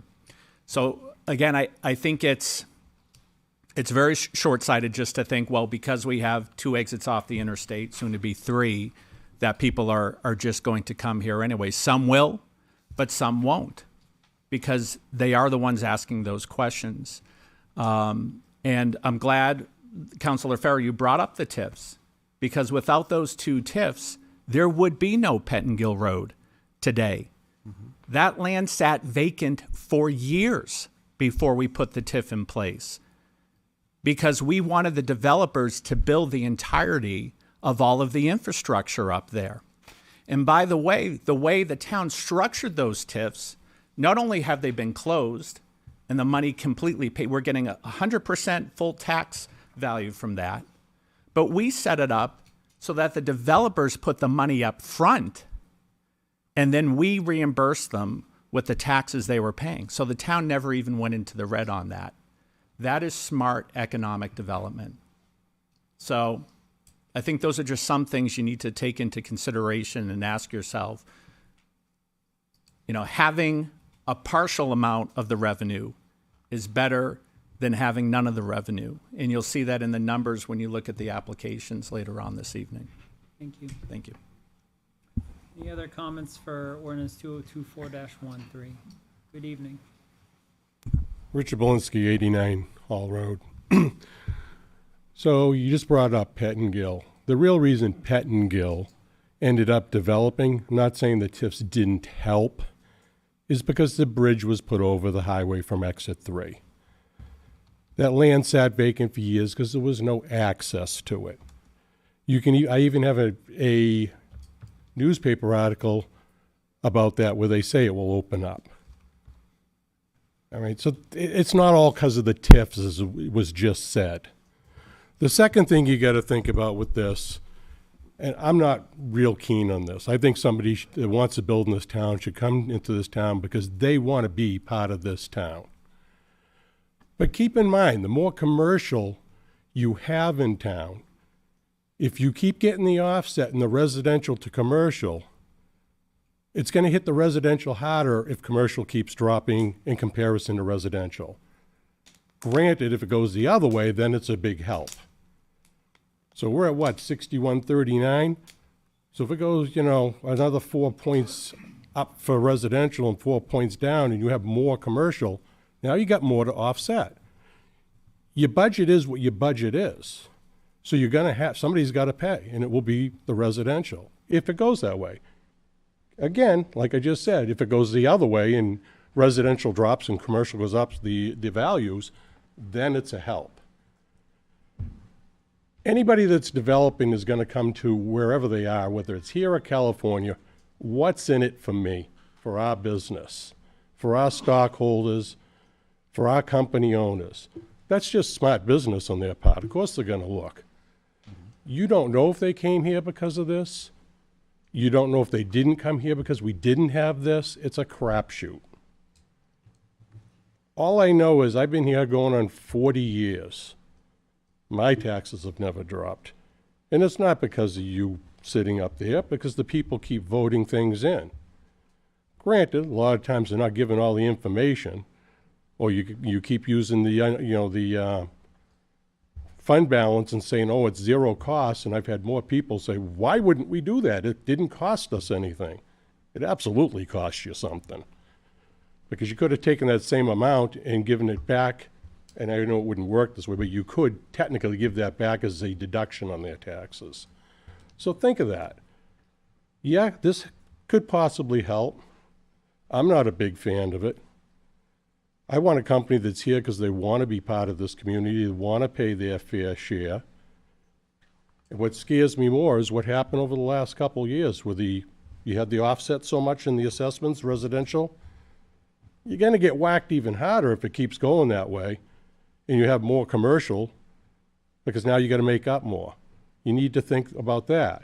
These other towns that have these tax incentive plans, have we put ours next to theirs and see if they're the same?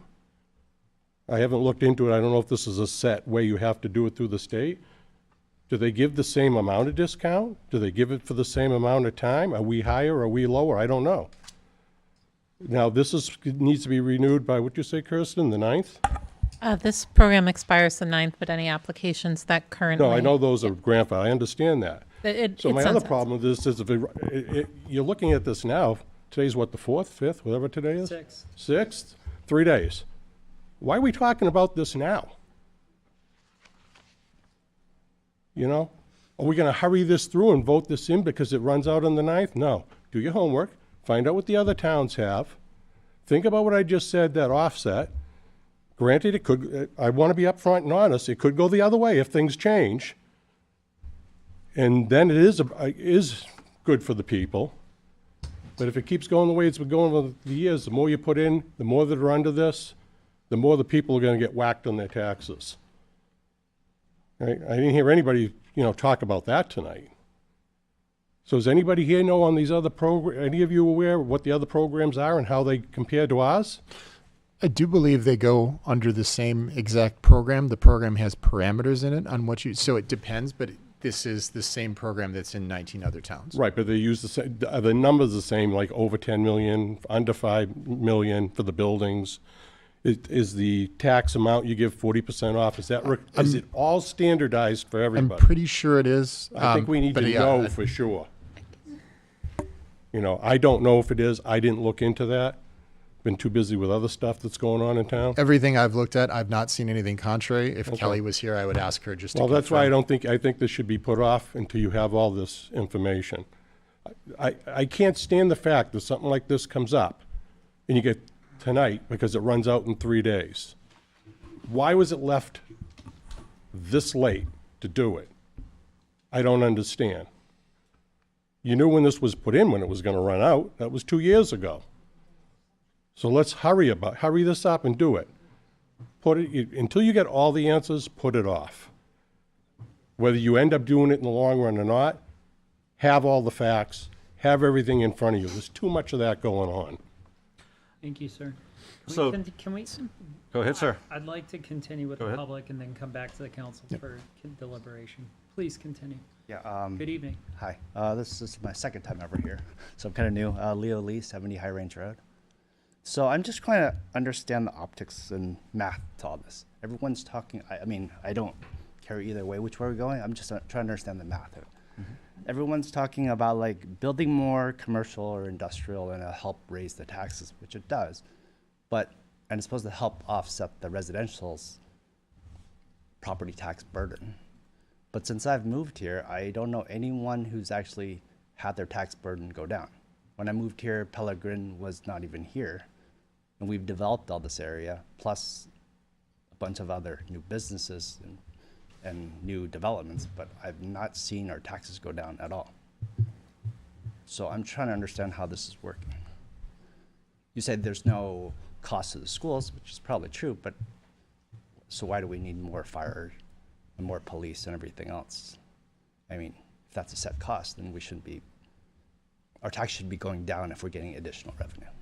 Let me dispel as Mr. DeFrancisco said earlier. The best you can hope for is tax stabilization, right? I've never said our taxes are going down. As a matter of fact, I've sat up here and said, if you vote yes, your taxes are going up. And that's the absolute truth.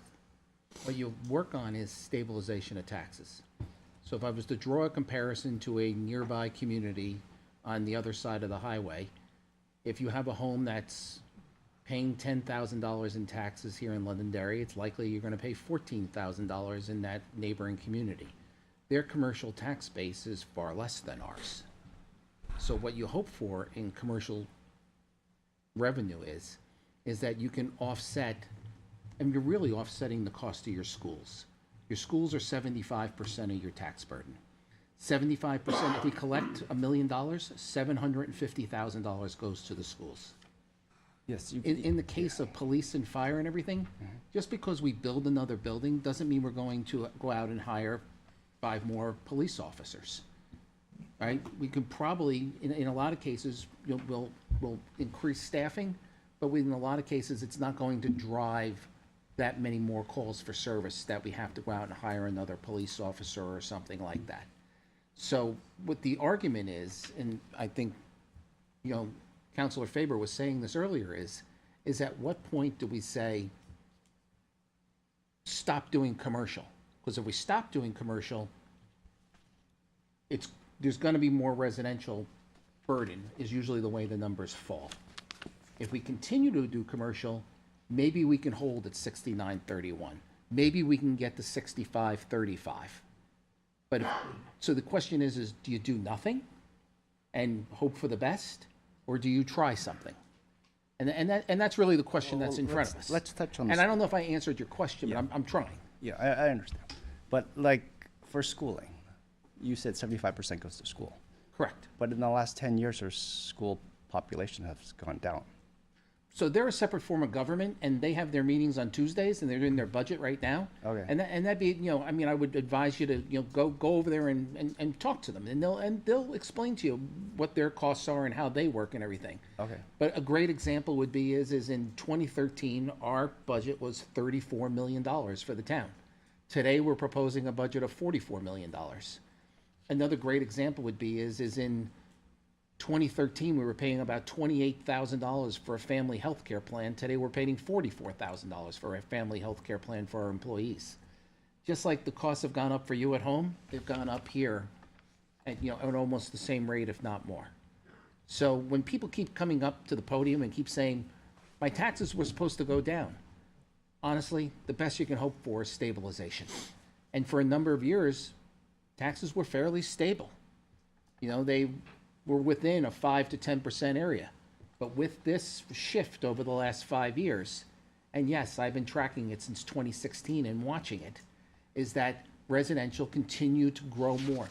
Did you ever think the house that someone bought for $200,000 would be $500,000 from 2019 to 2024? And that's how it shifts. Yes. So that commercial property that was $1 million in 2019 is now 500,000. Well, it's $1 million. It hasn't, or it's $1.1 million. It didn't do what the residential market did, and that's how the burden shifts. Yes. So you're telling me like commercial hasn't really gone up, and that's we what are trying to. That's what all the analysis says and all the assessments say is that the commercial has not gone up at the same rate as residential. So we're trying to incentivize by giving tax burden or tax breaks to businesses or properties that's not going to increase in value over time. Well, it may or may not. I mean, the way you look at it is whereas the residential over time will increase, and percentage-wise, we're still going to pay a higher burden. Not necessarily true, because what's going to happen is this becomes a forever number. So when Tesla opens up on Pettingill Road and pays us, I don't know what they're going to pay us. Let's say they're going to pay us $500,000 a year. They're going to pay us $500,000 a year for the next 20 years. When the power plant opened up 20 years ago, on average, they've paid us $5 million a year. That's $100 million that we collected over 20 years. Yes, but I heard a while back that we their tax bill got cut in half, right? Because they said their assessment was not worth as much as it used to be. So the laws changed around utilities. Yes. They took us to court. The law favored them. And we had to adjust our assessment based on how the law changed. But now that the market and has changed, we can now go back and say, well, we're looking for a reassessment because now the market has changed and the assessment should go up. But we'd have to go back and, go through the legal process to do that. But to this day, they still pay us about $4.8 million a year. So that's about 5% of your tax bill. Okay. But I'm just, based on what I see, residential has been climbing at a steady rate. I mean, even if you neglect the last few years, it's been a higher steady rate percentage-wise every year than commercial or industrial, which normally depreciates over time. I mean, that's just the basic tax laws. They depreciate all their values, and they said their building's not worth as much as it used to be. But I don't know of any place where a homeowner can say, oh, my house is not worth as much as it used to be. You bought it for $500,000, you're not gonna say, oh, it's worth $200,000 now. But a commercial building will cut in half over time. I don't know that that's necessarily true, but I understand what you're saying. Okay. All right, so I'm just kind of against incentivizing them if percentage-wise they're not helping us as much. Thank you very much. Thanks. So, Good evening. oh, go ahead, Bob. I'm just I going to take a second here. I'm not going to comment on number one. What I would like to see the council do, we have 3 other articles to be heard regarding this. You guys have never heard, never been presented to, is table number 1 and listen to the next 2, 3, and 4, see how it goes. Maybe that'll shed some light on a lot of questions citizens have, and then you can make your decision and go back to it. That's what I would recommend. Okay, thank you. Thank you, sir. Council? I'm fine to go forward. I think the business community that may actually present on these items will provide some feedback upon why is this an important item for us to move forward with in the future for other businesses who may want to come forward. So my only thought is we've gotten this far. Are there any other public comment regarding 2024-13? Seeing none, we'll come back to the council. I think, at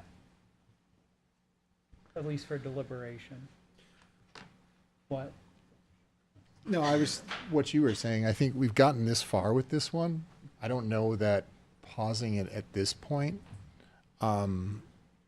because these other things are going to happen anyway. And at the end of the day, this is just looking at, do we have the option to do this or not? That's my thought. Is the public hearing closed yet? Or? No, public hearing is not closed. We're coming back to the council since there was no other public regarding number 1, D1. Public hearing will still continue regarding the other options, but any other... No, on number 1, I'm asking, is the public hearing closed on this? Make a motion to close the public hearing, and we can... Yeah, if everyone's done, then a motion to close the public hearing on... Yes, Yeah. please. Is there any way possible that we could table the vote on giving tax incentives until we get more information and maybe put it out to another public meeting so more people can attend? Council? So this has already been, we've talked about this Yeah. the last council meeting, so it's not that this just came up tonight and we have 3 days to go. This has been Seems a like a really discussion. very important thing to do, and it doesn't seem like very many people from the town have gotten a lot about this yet. I just found about some of this today. This tax incentive, I just found out about at this meeting. I was here for a totally different thing. So, I mean, I really would hope we could table this until we could get it out to the public a little bit more, to get some more input. There were, it was not really a posted in the hurry. papers, it was posted places for this item, so. But what is the hurry? Right. So, all right. Sorry to be blunt. No, I you're just don't know what the fine. hurry You're is. fine. So I did offer to the public if there was any other conversation regarding this. I'm coming back to the council for discussion regarding 2024-13. Do I have Any discussion or conversations or motions or anything? I have a couple comments. This is a program that I don't think Londonderry needs. I don't believe that we need it. But I can't see into the future. So I understand everyone here saying that we need it as a tool in our toolbox. So I don't believe we currently need this, but it is an important tool to keep in our toolbox because other towns do use it. So I think it is important to keep in our back pocket. We had it for 2 years. No one took advantage of it. So I feel like we do need to keep the program going. But I don't think we currently need to, I don't think we currently need it, but we need it as a tool in our pocket if we need it in the future.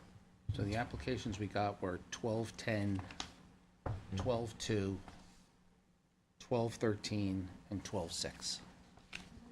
So they didn't come in on the last day. They came in a month ahead of time. Well, and as to Ron's point, we can't tell the future, and when this was first put in place, we couldn't tell the future if someone wanted to use this or not. And people didn't want to use it or not want to use it or didn't do their research to actually find it. That's a different issue. But we can't tell in the future if this is actually a needed program or not. And to have this in place, I think, is more of an added benefit for the town. You know, say, for example, But instead of a program, can this be a case-by-case thing? It is a case-by-case thing. And yeah, every application has to come before us. That's why I'm saying I don't think we need it right this second, but we may need it in the future. So I think keeping it in our toolbox is important because every application does have to be reviewed by us. I still would hope it would be tabled and we get some more people from the town to come weigh in. So, as well, Ron, to your point of not knowing the future. Say, for example, a company who wants to build a building that's over $100 million or more would be looking potentially come to Londonderry, and we didn't have this program, and they found out, oh, we don't have this, but maybe Derry does and they have the land for it, or Massachusetts does, and they provide a very nice program as well. And they say, well, sorry, Londonderry, we're not going to choose you because we have different options on the plate. So then we lose that revenue of at least about $2 million a year in new tax revenue. Before we get too deep in the deliberation, have we finished hearing from the public? I just want to make sure that we close that piece off before we move forward on anything else. I would Make a motion. I'd like to say one more thing.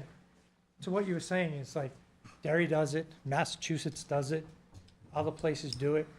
Just because other places do it doesn't mean we should. I mean, I think that whether we vote on this tonight or we vote on this in 2 weeks or 3 weeks, I mean, didn't you say we had till the 28th to make our decision on who we were going to grant these to? No, we have till the 9th to continue this Okay. program. We have till the 28th to hear the current applicants under the previous program. Okay. And they are grandfathered in another program. Okay, so if we have a continuous, can we push out the continuance of this program until we can get more people from the town to weigh in? Because it seems to me like most of these people, not most of these people, a lot of these people come to a lot of these meetings. Right. But there's a few new people to this meeting. Right. Who just heard about this tonight and had no idea this was even happening. Right, and I do want to keep this solely on Ordinance 2024-13, and that's how public hearings are structured, is that they're solely on that. And we've heard a lot of, specifics about this, on why it doesn't work and stuff, and it's the council's decision to make that. It's the council's authority to make that decision on what to do next.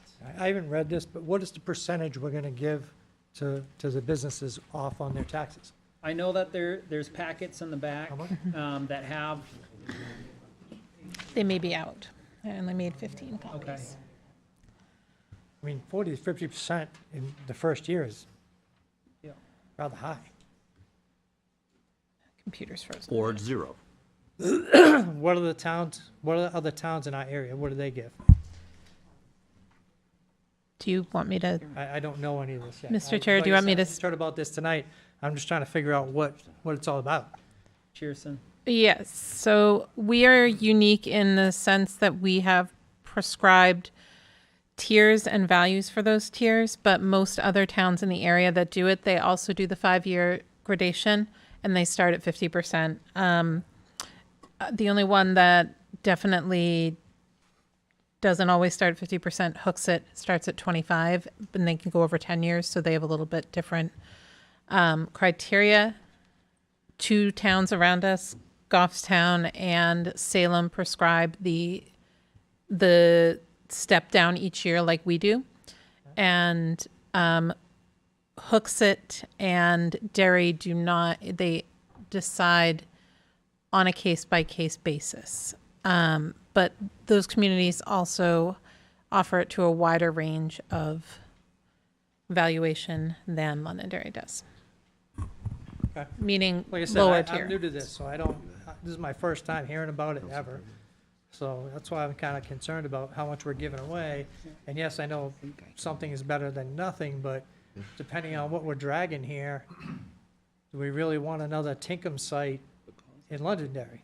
I mean, that's basically what we're looking at. I mean, do we want to drag quality people here for the right reason, or do we want to drag people here who just want a tax break, and when that tax break is gone, so is their business, leaving us with a vacant building and a hole in the ground? I mean, that's. So to I'm answer your- from Massachusetts. That's why I left Massachusetts. Yeah, to answer your question, no, I don't want those kind of things. And Yes. even if we do decide to reauthorize this program, that doesn't mean we're going to take things that are going to, it's not a everybody passes or everybody fails. It's, okay. we take it case by case. Okay. Yeah, it's just, like I said, I just need a little more understanding of the situation and how it works, because this is the first time I'm hearing about it. I probably should have been coming to these meetings when I moved into town. I'm sorry I didn't. I'll have to come to a few more and maybe meet some of you guys and see how this works, but I apologize. I just need to No figure out how apology things are needed. working, you know? Look, Thank you for coming. There is no apology needed for voicing your concern and your opinion and where you stand. I want to just make that clear. Like, you are, it is great that you're here. It's great that the public is here. And I want to say thank you for that. Thank you. I mean, like I said, you guys you got a tough job. I mean, taking We did rounds all sign the up time. for it. Yeah, exactly. But it's like I said, I left Mass for a reason, and I just don't want to see the new place I'm in not roll down the same kind of I path that understand. they did. All right, I thank you. understand. Thank you. Good evening. Christine Perez, 5 Wesley Drive. If you don't do this, can't you bring it back another time in 2 years or something? I mean, and the other thing that nobody has mentioned, and I just thought of it a bit ago, was the reason why things have slowed. We had COVID, and nobody was doing anything. So do we really need an incentive to bring, like, I'm sure the movie theater went belly up because of COVID. You know, I mean, did these things get put on the back shelf because of COVID? And it's not this incentive that's bringing it, it's the changing of towns. And is COVID the reason why we did some things with the different valuations of, you know, percentages for residential? So do we need to jump into this? Let it go. Let it go. Nobody did it for 2 years. COVID impacted everything. So let it go. Take them case by case.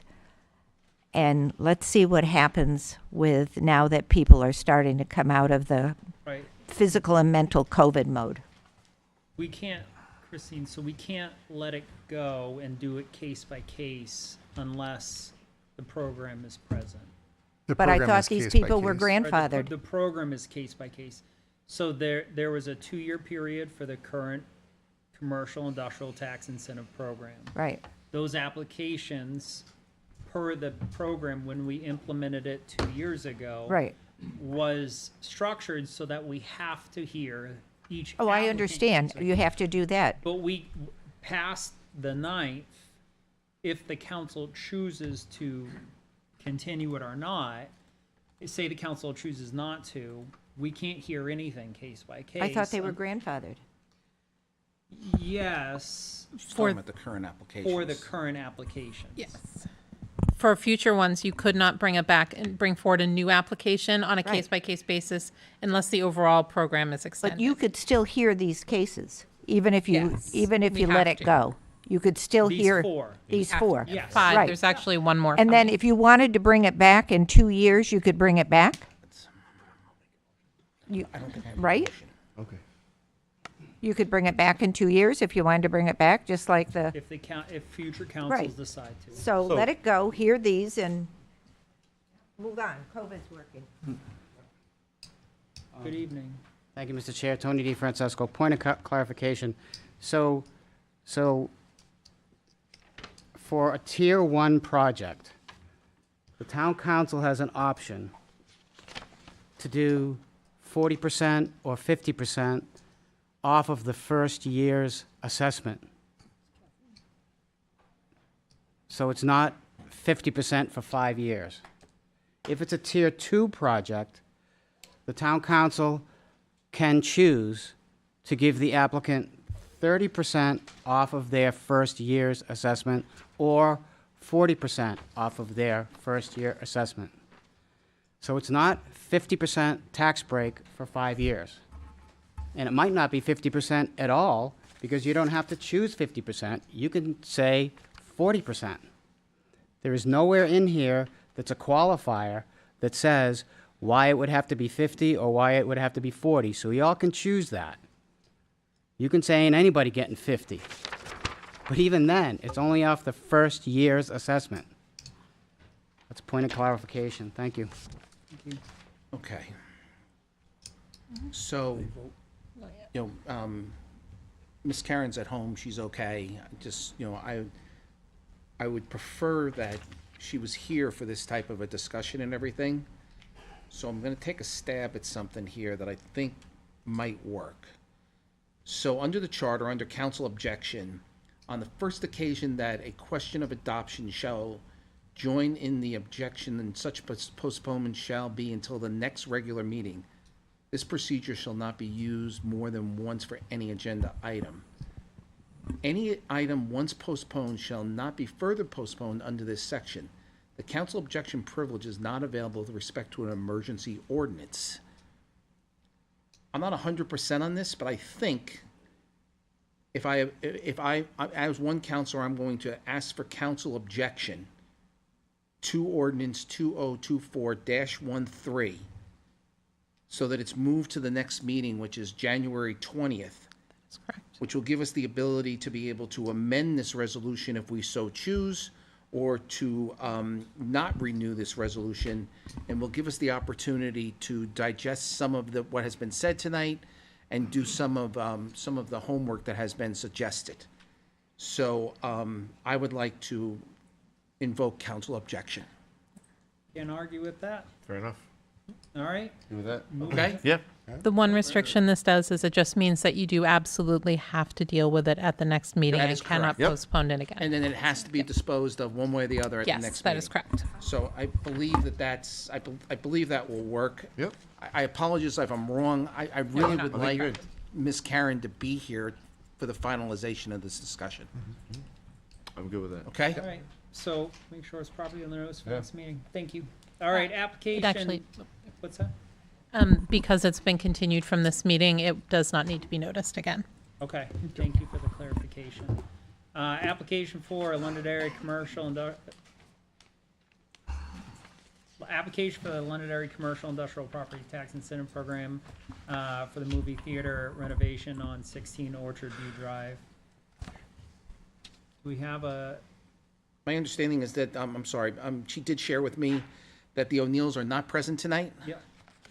I would just, so this, Continue this. well, the easiest thing to do is just continue it. I mean, but it is currently, part of the ordinance is that they would have to have provided the application before they started renovations, and those renovations have started, so I think we need further details on what's going on at the O'Neill Theater, so I would ask for a continuation. I would agree with that. Council, you all right with that? Yes. That's fine for the Alright. time being. We can just vote on it, John? No. I think we can just continue it. Yeah. Okay.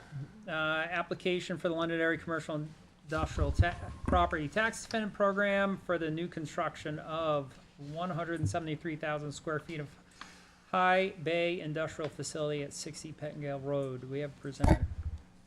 Good evening, sir.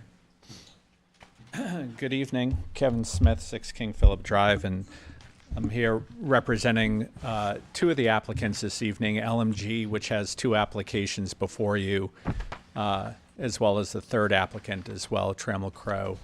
I would note that you should, in your packet, also have a letter of consideration from Peter Floats, who is the principal and CEO of LMG. Just to give you some very general background on all 3 of these applications. So the ordinance was passed in the beginning of 2023, and each of these projects really began their due diligence in earnest in the beginning of 2024. As was mentioned previously, one of the questions that they initially asked again is, what are the incentives that the town offers? And so they were made aware of this particular partial tax exemption. And while I cannot say that it was the determining factor in deciding to invest in Londonderry, it was certainly a determining factor in deciding to do so.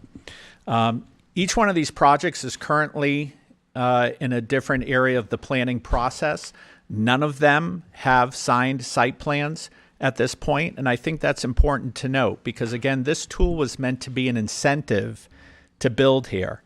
And the ordinance explicitly states that you cannot apply for this exemption once you've started building. Obviously, it makes sense. If you're building, you didn't need the incentive. But in this case, none of these particular projects have reached that point yet. And to comments that were made earlier, the reason you have all of these right now is, in fact, because December 31st was the deadline. And with the uncertainty of not knowing whether the program was going to continue this year, they all got their applications in prior to that deadline. I suspect that if this had gone on for another year, you would have seen these applications later in 2025 when they got further with the planning process. So Kevin, can yes. So you're here for number 216. I'm sorry, 60 Pettingale. Correct. 15 Pillsbury, and then at the Ash Street in that area. Is that correct? Correct. Yes. Do you mind presenting on all 3? And I think pretty sure the council has to vote individually on them. Right. You have to vote individually on them, but you don't have to vote tonight. Okay. I mean, they have to be done before February 28th, according to what Ms. Karen told me. And that they are grandfathered. Are we still in public hearing? Someone's just texting me, asking me. We didn't close the public hearing. We did not close Okay, public hearing. just someone text me and asked me, so. Good question. Thank you. Please continue. Thank you. I don't mind. Yeah, sure. I don't mind presenting on all of these at the same time. I'll start with the first one you have in your packet, which is 60 Pettingill Road. So you should also have in your packet an Excel spreadsheet that basically spells out how much they'll actually be paying in taxes if they get the incentive. So 60 Pettingill qualifies as a Tier 1 project, meaning they can get up to 5 years with the exemption. 50% in year 1, 40% in year 2, 28% in year 3, 17% in year 4, and 8% in year 5, because the exemption change is 20, 30, 40, and 50%. If you look at the actual tax bill, or I should say, if you look at the beginning value, that right now is valued at $2,076 because the land is in current use. So the town's getting virtually no tax benefit from it at all. In fact, the tax bill under this year's tax bill was $33.50. A lot of dough. At full valuation, which would be $25 million, the amount their tax bill would be in year 1 under the exemption would be just over $226,000, a difference of, again, $226,000. In year 2, it would be roughly $262,000. Year 3, $304,000. Year 4, $344,000. And year 5, $373,000. And then everything after that becomes 100% full valuation. A couple of assumptions that were put into this, and this actually speaks to the conservative nature of how these were taken. One is that this assumes that the value is going to stay the same for 5 years. Everything we've seen and was talked about earlier, commercial values are increasing. They're not increasing at the rate that residential values are increasing, but they are increasing nonetheless. Yes, commercial owners can depreciate their buildings on their taxes, but from an actual tax assessment standpoint, it goes to what the market is doing, and that's how the assessment is determined. So under this scenario, this assumes a flat value where we know pretty much that values are going to go up. The second thing it assumes is that taxes will stay flat over 5 years, property taxes. And if you believe that, I've got a igloo to sell you in Mexico. We've all heard tonight taxes keep going up. So these numbers are conservative value numbers, and I would suspect that they'll be higher than what's on this spreadsheet. The next one is and by the way, so LMG, they build a lot of their industrial buildings on spec. They're now afraid of waiting until they have a user. I will tell you they do not have a user right now for 60 Pettingill. So this is a big incentive for them to build because it works better for their pro forma. They have a building, an industrial building in Merrimack also. They built the foundation a year ago, but they've been waiting for a user to come in for that. So again, the idea that, well, they're going to build anyway is not true. Developers build when they have users for their buildings, when they have tenants for their buildings.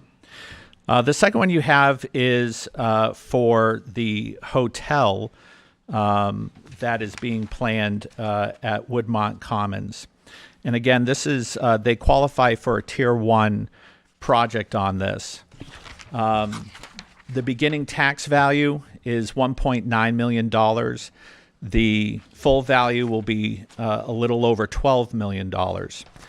And again, it's 5 years, 50% in year 1, and then 40, 28, 17, and 8.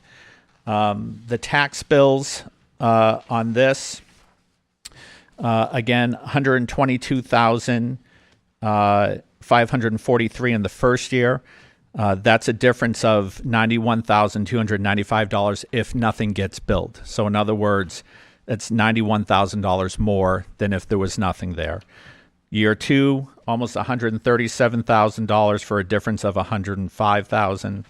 Year 3, $154,000 for a difference of $123,000. Year 4, $170,000 roughly for a difference of $138,000. And then in year 5, the tax bill would be $182,000 for a difference of $151,000. Something very important I can tell you about this, because I've been very intimately involved in this. The margins on this project right now are extremely, extremely thin. I'm not entirely certain they're actually going to be able to go forward with the project. I do know, though, they have added this tool, this incentive, into their pro forma right now to try and get these numbers to work. I view this to be a very important project for a number of reasons. We've heard it here tonight. People want more commercial uses at Woodmont. They're tired of seeing enough residential. I feel the same exact way.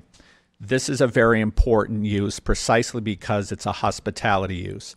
There aren't a lot of hotels that have been built since COVID because getting the numbers to work on hotels these days is very difficult. This particular flag, it's a very well-known flag. It is not an economy hotel like we have at Exit 5. This would be a really nice amenity for Londonderry. They have given this particular developer a franchise agreement to do 5 of these in New Hampshire. Point being, Londonderry does not have to be their site. They have other locations they're looking at. They do like the Woodmont Commons development. But this particular tool in this instance would be very helpful, because what this does is this also attracts other amenities, event centers, restaurants, who all want to be located near a hotel. So that's the tale of the tape on that particular project. The last one is the Gateway Commerce Park over at Exit 4. And this qualifies as a Tier 3 project because of the value it's going to bring at full completion to the town, which is $125 million. There'd be one of the largest taxpayers in the town of Londonderry. Think of it as a Pettingill Road number 2, and this would be right off the new Exit 4A. This is being developed by Trammell Crow, and we do have a representative from Trammell Crow here this evening. So because this is a Tier 3, it's a 10-year tick down. Again, it starts at 50% and goes to 45, 38, 31, 23, 16, 10, 6, 3, and 2. Their tax bill in year 1 would be a little over $1 million, $1.154 million, for a difference of $1.1 million if that land does not get developed. So the current tax bill of that land today is about $52,000. It would go to $1.145 million, even with the exemption under the building. In year 2, it ticks up to 1.2, then 1.3, 1.4, 1.6, and at the very end, it's almost $2 million, $1.987 million. Again, compared to $52,000 for a difference of almost $2 million of development versus no development. So in year 1, they become the 3rd largest taxpayer in town. In year 1. Anything further you'd like to present to the I have nothing further if you don't have any I questions. did want to bring forth, I know we don't have the letter from Peter in our packets, but I wanted to take note in paragraph 2. He had said, as you're aware, the current construction environment remains extremely challenging. The costs of materials and labor remain elevated, and persistently high interest rates have significantly increased carrying costs, making it increasingly difficult for new projects to achieve financial feasibility. In light of these challenges, the partial tax exemption program is not only a benefit, but a necessity to support responsible growth and development in Londonderry. That is from Peter Floats, the CEO of Lansing Melbourne. All right. Any other questions for Mr. Smith? All right, folks, we're in public hearing. Any public comment regarding these 3 applications?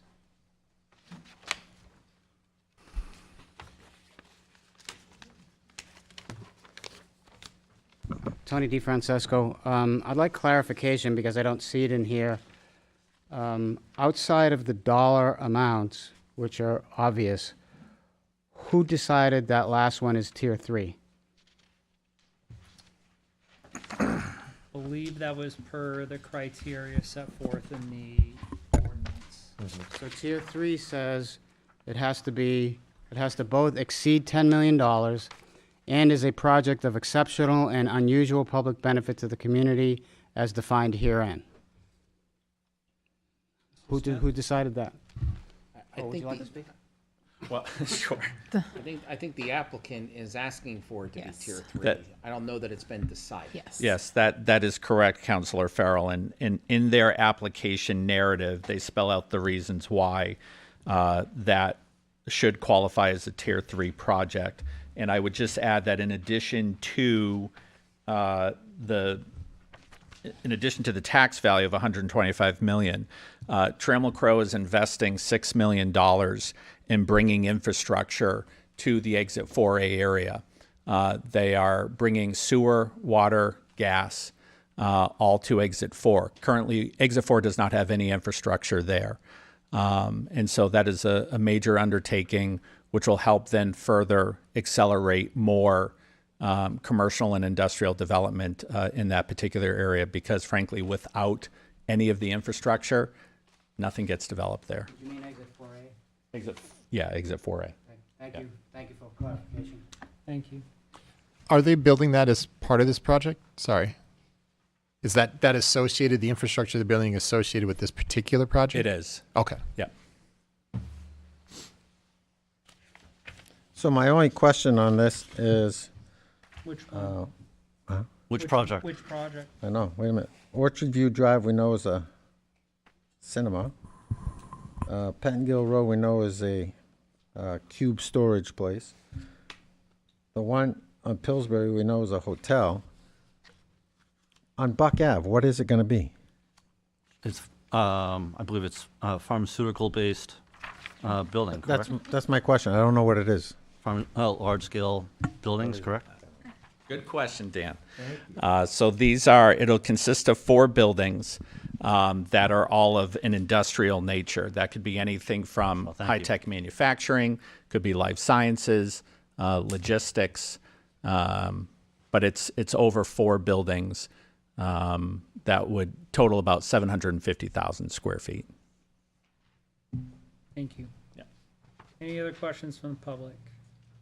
Good evening, sir. Glenn Douglas, 6 Overlook Ave. All I'm kind of curious about is the only thing the public knows about any of these is like 8 lines up there. But you all seem to have a whole lot more information as far as what's being built, who's building it, quoting letters and all this. Why can't the public be given that information in advance of these meetings so that you can decide when it's 13 degrees if you want to actually come out to one of these meetings, instead of showing up and saying, I'm not interested in this at all, or I'm totally opposed to this.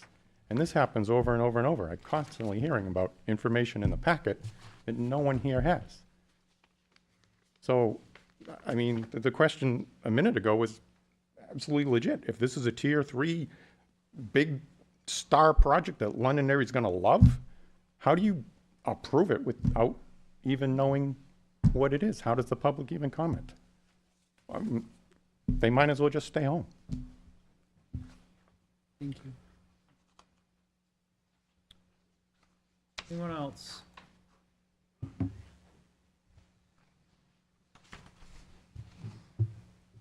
Good evening.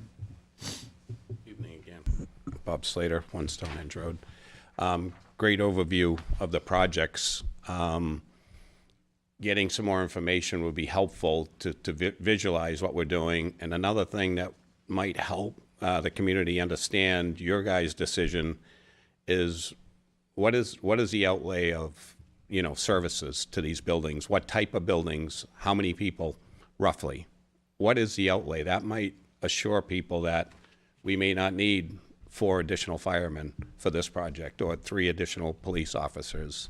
It may house 100 employees per day. There's no residents at this property. So that's another factor that may help you guys in these decisions on these projects. And you can lay it out for the community that here's our projected cost over the next 5 years till we get our full tax base. It's not going to burden us anymore on services to a point.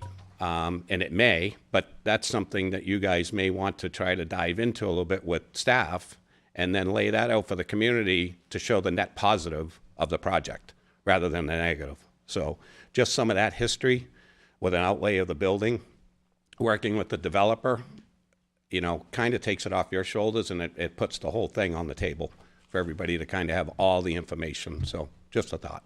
Thank you. Thank you.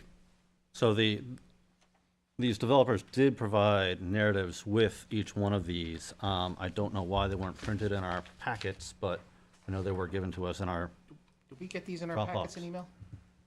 You did get those in email, yes. The council got them in email. I thought so. And Yes. that was available to the public one. That was not put in the public packet, no. Okay, so in the future, let's put these in the public packet. I will happily take that to the assistant town manager. Just put whatever's in this building, put it out there. Again, I will happily take that to the Yeah, assistant just, town manager. There's nothing, there should be nothing to hide here. Put 99.9% in here, outside of personnel, should just be available. Please. I will have, like I said, I will bring that to the assistant town manager's attention. Thank you, please. All right, council, what say you?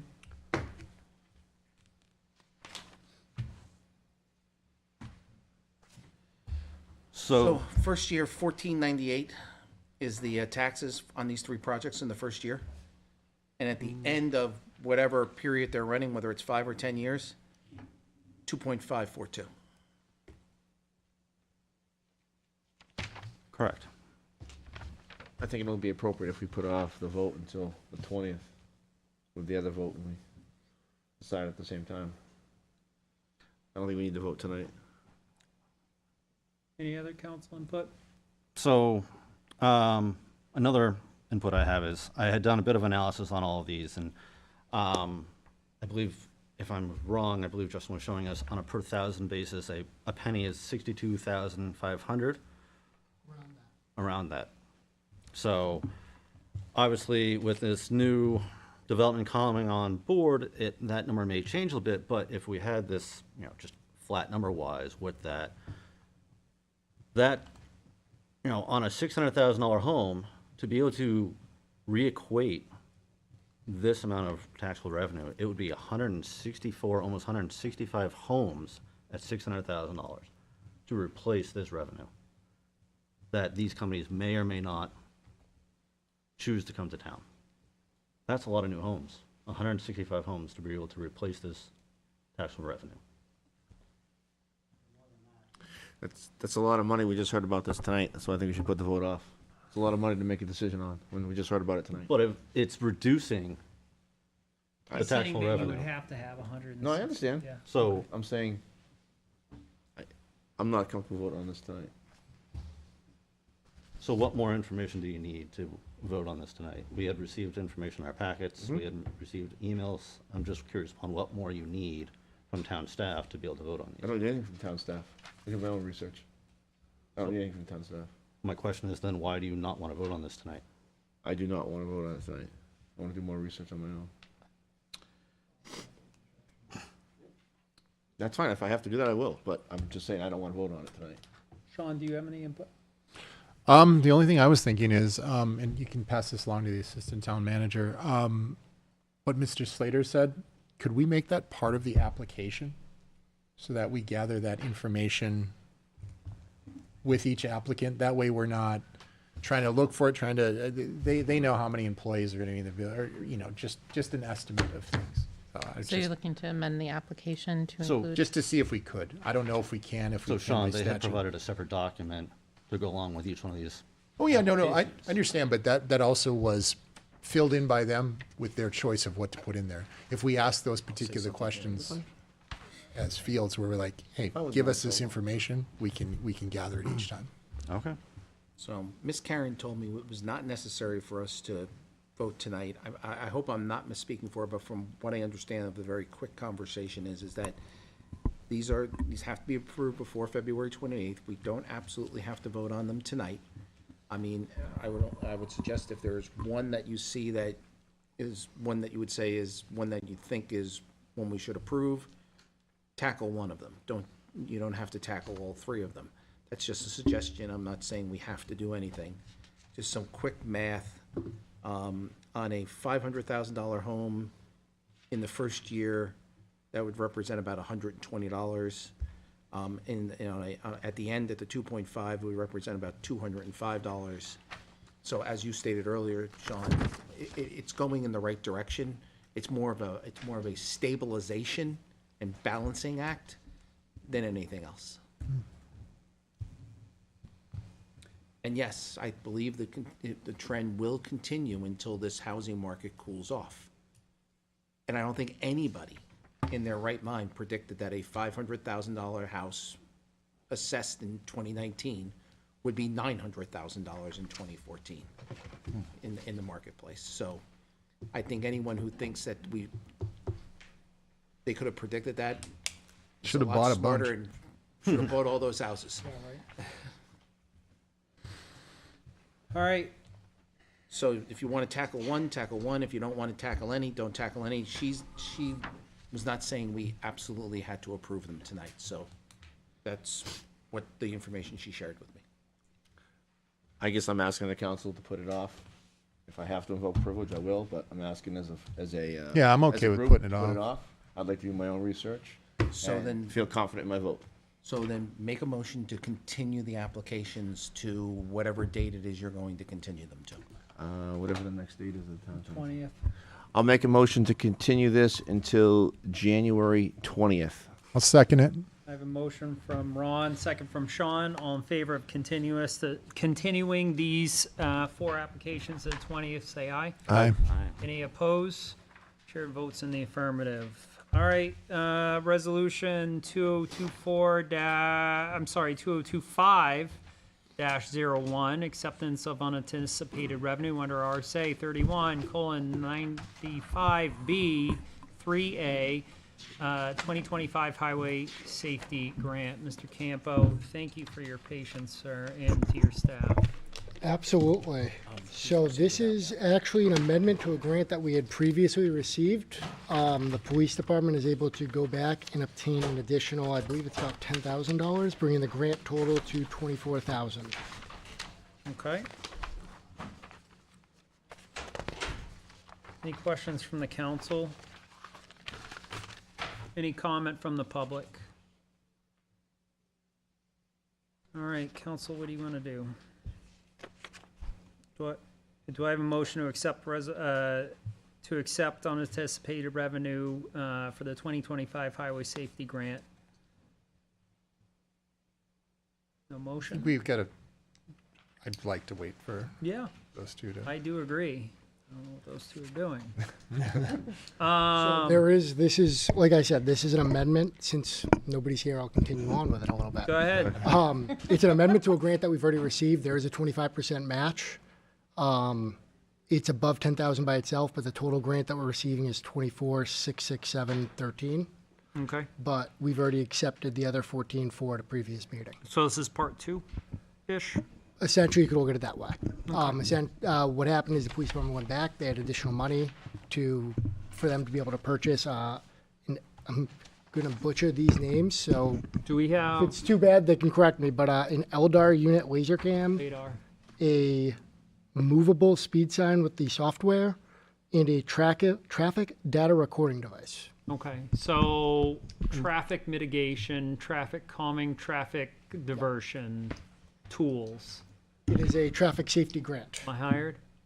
So, and what was the town council's, or what was the town's part of this contribution to this grant? So it is for the litter unit. It is, I apologize for that, $1,398.75. For the mobile speed sign with software, it is $684.12. And for the traffic data recording device, it is $1,339.50. You want to talk? Are you good? What are your thoughts, Ron? I'm good with it, but if you want to wait for everybody else, I mean, if you want, make a motion, then we can, I guess. I just want to leave us. Do I have a motion to adopt resolution 2025-01? So moved. All right, I have a motion from Ron. Do I have a second? Second. Second from Sean. All in favor, say aye. Aye. Any opposed? Chair votes in the affirmative. Resolution 2025-01 is adopted. All right, do I have a motion to close public hearing?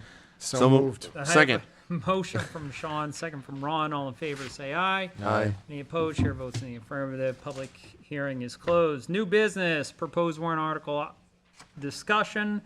Actually, let me take a minute to look at things for real quick. Town staff, should we move anything to, is there anything that we can move to the next meeting? Is there anything that we have to have? No, both of these next, all three of these items need to be dealt with today that are under new business. Okay. Two of them are discussing the proposed warrant articles, which you need to, the council needs to decide if they are going to move forward with them on their own or if they need to be citizens petitions. Gotcha. And the third one, Dave needs the money. All right, so why don't we move around 3 up, and Mr. Wally, you prepared to present? Huh? All right, so this is order 2025-01, expenditure of the Expendable Maintenance Trust Fund, Londonderry Fire Station 1 and 2 with 2 emergency repairs. Director of Public Works and Municipal Facilities, Dave Wally, good evening. Good evening. Thank you, Mr. Chair.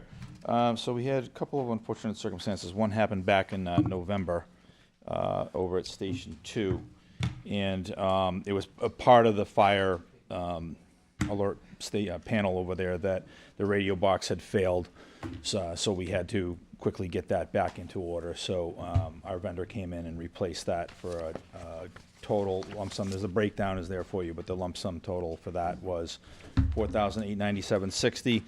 And then a more even larger concern was on December 12th, we had a faulty alarm come in at Station 1.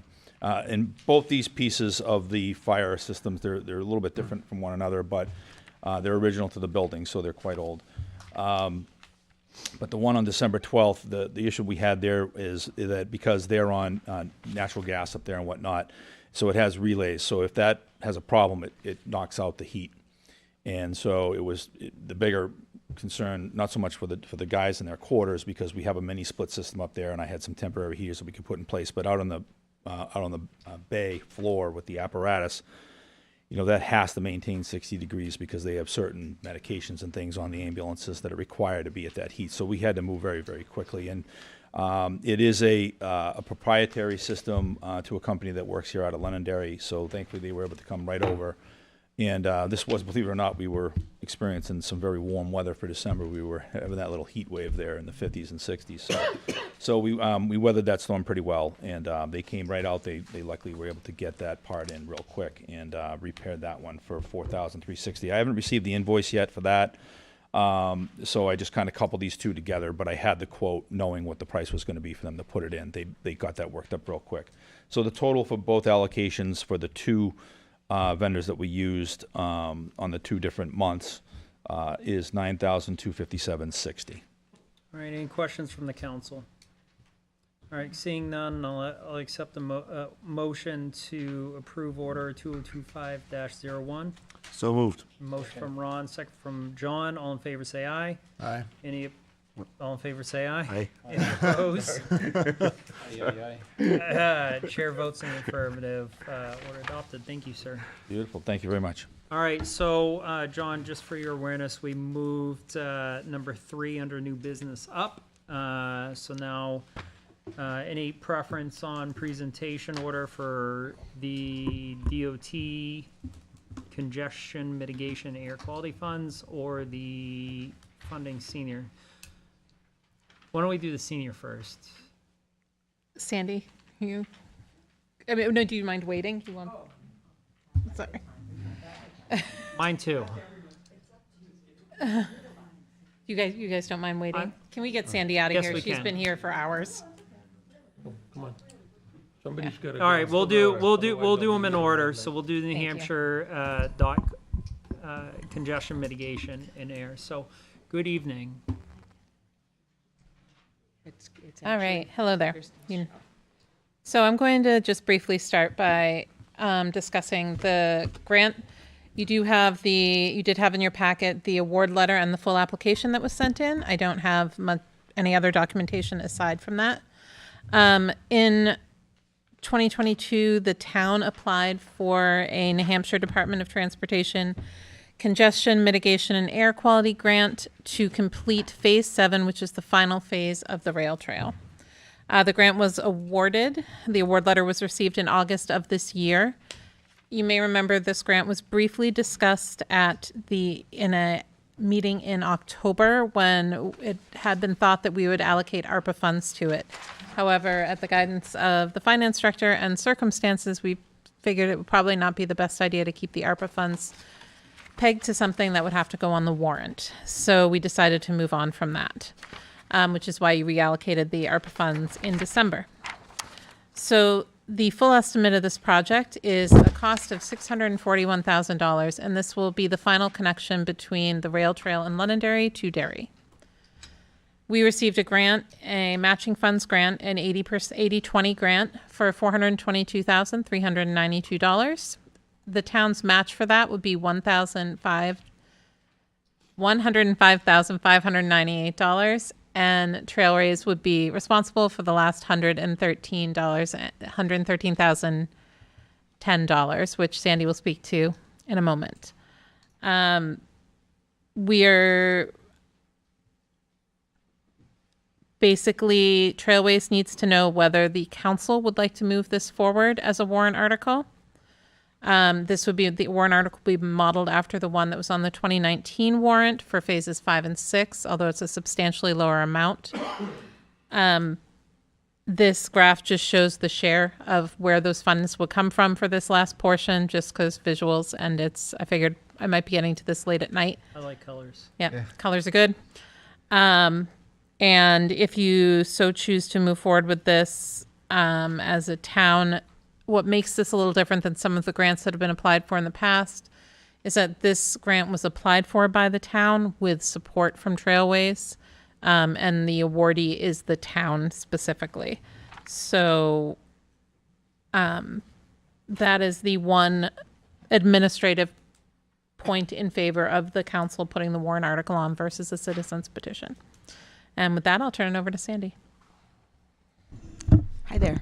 Sandra Legue, 2 Fiddlers Ridge Road, and I'm on the board of directors of Londonderry Trailways, and I'm just here at Kirsten's invitation just to answer any questions, because as she mentioned, this was a town written grant, and we supported that with numbers and issues, and other times it's been the other way around, where Trailways has written the grant and the town has supported us with facts and information and figures. So I'm just here to answer questions.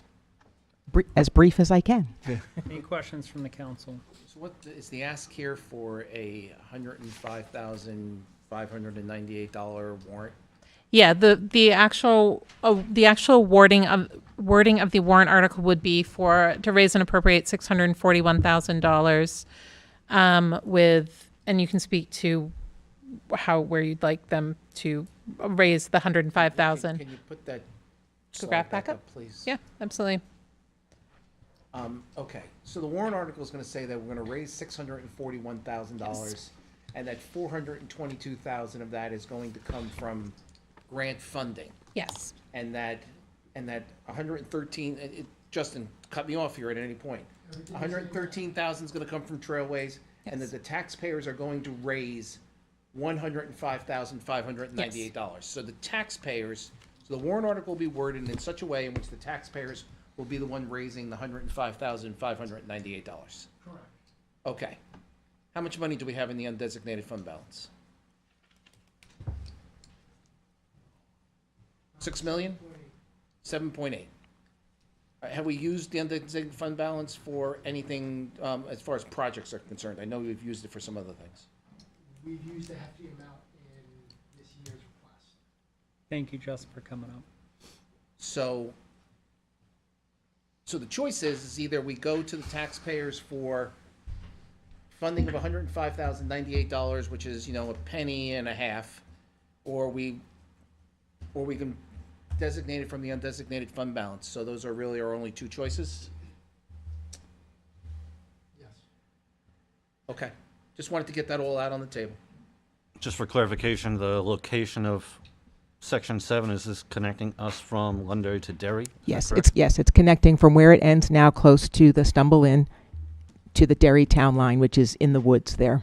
Do we know how Exit 4A will be affecting the rail trail, and will there be an interruption in the rail? I thought I had heard at one point there could be an interruption. So Exit 4A resides completely, as it intersects the rail trail, I should say, resides completely in Derry. Mm-hmm. And so that's a Derry and state DOT issue. It will be contiguous. There's a little bit of a dispute over there as to which way it will be contiguous, straight through versus the spaghetti loop, as they call it. But that is literally approximately, don't hold me to this, but it's more than half a mile, 3/4 of a mile away from the Londonderry town line. This is just from, what's that road again? The main Seasons Old Lane Run Trail. Thank you. 28 to the Dairy town line, which is in the woods. So if you go up to Old Rum Trail and you're on the dairy side of it, you go up past where the excavation company is, and you're looking at Old Rum Trail, this is gonna end somewhere to the north. It's not gonna reach all the way to 4A.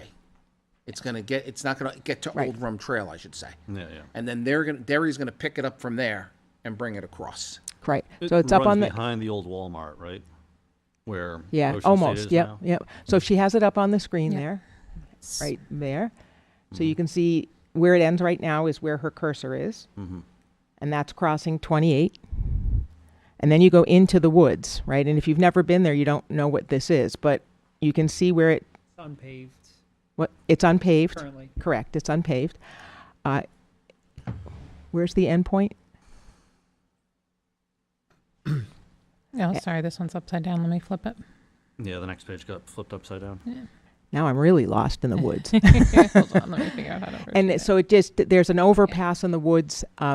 It's an old, unused, abandoned overpass, and that's roughly where the town line is. And then it goes for another, at least a half mile into Derry before you reach the exit 4A area. So as it currently sits today, this is an unpaved trail. So this would be to pave and put in crossings on the current roads? Yes, yes. So it would be, the proposal is a pedestrian hybrid beacon, and the state is very, very, very involved in that. There's a lot of hoops and whatnot to... Similar to 28 and Yes. Sanborn. Correct. That, yep. Correct, yep. And that's really run by the state regulations, and then paving it into it. So it's a corridor. It's a usable corridor, although it's very rough, and we don't promote that, and it's use at your own risk. We are putting, there's a Beaver Brook crossing. I don't know if you can point where that is. We're actually putting a bridge in there. We're self-funding that, and we're putting that in this spring. It'll be roughly $50,000. That Trailways is funding that on our own, which is outside of this grant, because we just try to keep it moving forward, and we do everything we can self-fund. We just keep doing it, and we keep doing it. And by the time you receive these federal monies, there's been cost escalation and whatnot. So we feel this will really get us the full way, because it's not a complicated section. Outside of the Beaver Brook crossing, there's no other, and the 28 crossing, there's no other right-of-way issues. There's no other road crossings in there. So it's not as complicated as some of the sections have been. And you know where the sports zone is, and you go up and you make that, you're coming away from it, and you make the left, and you get to the road, and then you're going to make another turn. Right at that corner there, if you go due west, straight out into the woods, you'll run into the Londonderry line. Yep. Yeah. So it literally is in the woods. Oh, yeah. You wouldn't even know it's there. So the options is to have the 105 come from undesignated fund. Or you can fund Or it for about a fund it. penny and a half. About that-ish. That's your options. Or do nothing. I'd like to hear from the rest of the council. I guess I certainly don't feel like it should come on undesignated fund balance. I feel like if people want this, they should pay for it. Yeah, I agree, Sean. I don't want it coming from undesignated fund balance either. But I'm fine with it going on a warrant article. So make a motion. I Or other would discussion? prefer to use the undesignated fund balance. I mean, we've built up this fund over time to use on projects such as this, and I think this would be a great use for it, for the public good. So when you weigh this decision, the way you weigh this decision is you just say, okay, we've got this grant money, and and I don't know if there's an expiration date on it or not, but you have this grant money that you have to use. So you can say, okay, if the people want it, and they deny it, and the grant money has an expiration, you lose that grant money. And I don't know if it does or it doesn't. This is just my brain trying to think about it. If I use the undesignated fund balance, the chances are, not perfect, but they're probably better that it will pass. I guess the question we need to ask is there an expiration on the grant? If we don't use it, will we lose it? And that's something to take into consideration when you're thinking about this. Personally, I'm indifferent. Whichever way you guys want to go, I'll go that way. I am indifferent as well. Do you know any of the answers about the grant, if there's an expiration?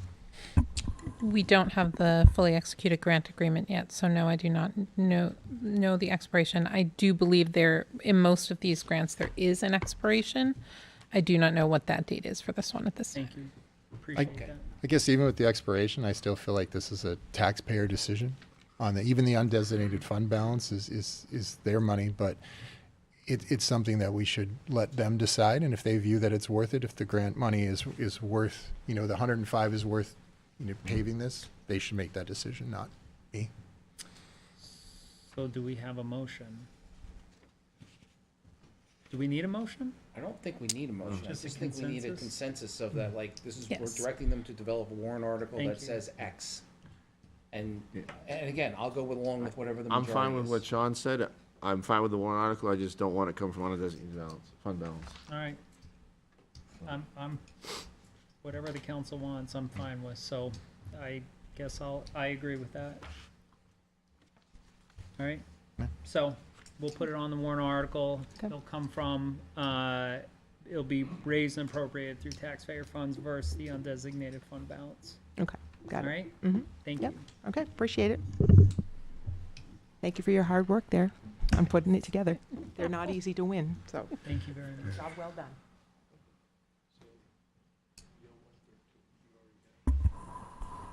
All right, discussion, so proposed warrant article, discussion funding senior transportation needs through vehicle registration fee under RSA 261:153, section 6. So last we discussed this, I think we asked for a legal opinion and asked for a legal opinion on the wording of the warrant article. To the best of my knowledge, that what's being presented to us has been reviewed or changed by legal to meet the Reflect. criteria. Okay, thank you. Good evening. Good evening. Yeah. I believe in your packet you have the warrant article created as you requested. Kelly's not here, but I know that she has spoken to the lawyer Yeah. at least once about this warrant article, and he was okay with it. There's been some slight changes to the use, but aside from the boilerplate legal part of it, I think we're good to go. Do you have anything further to present?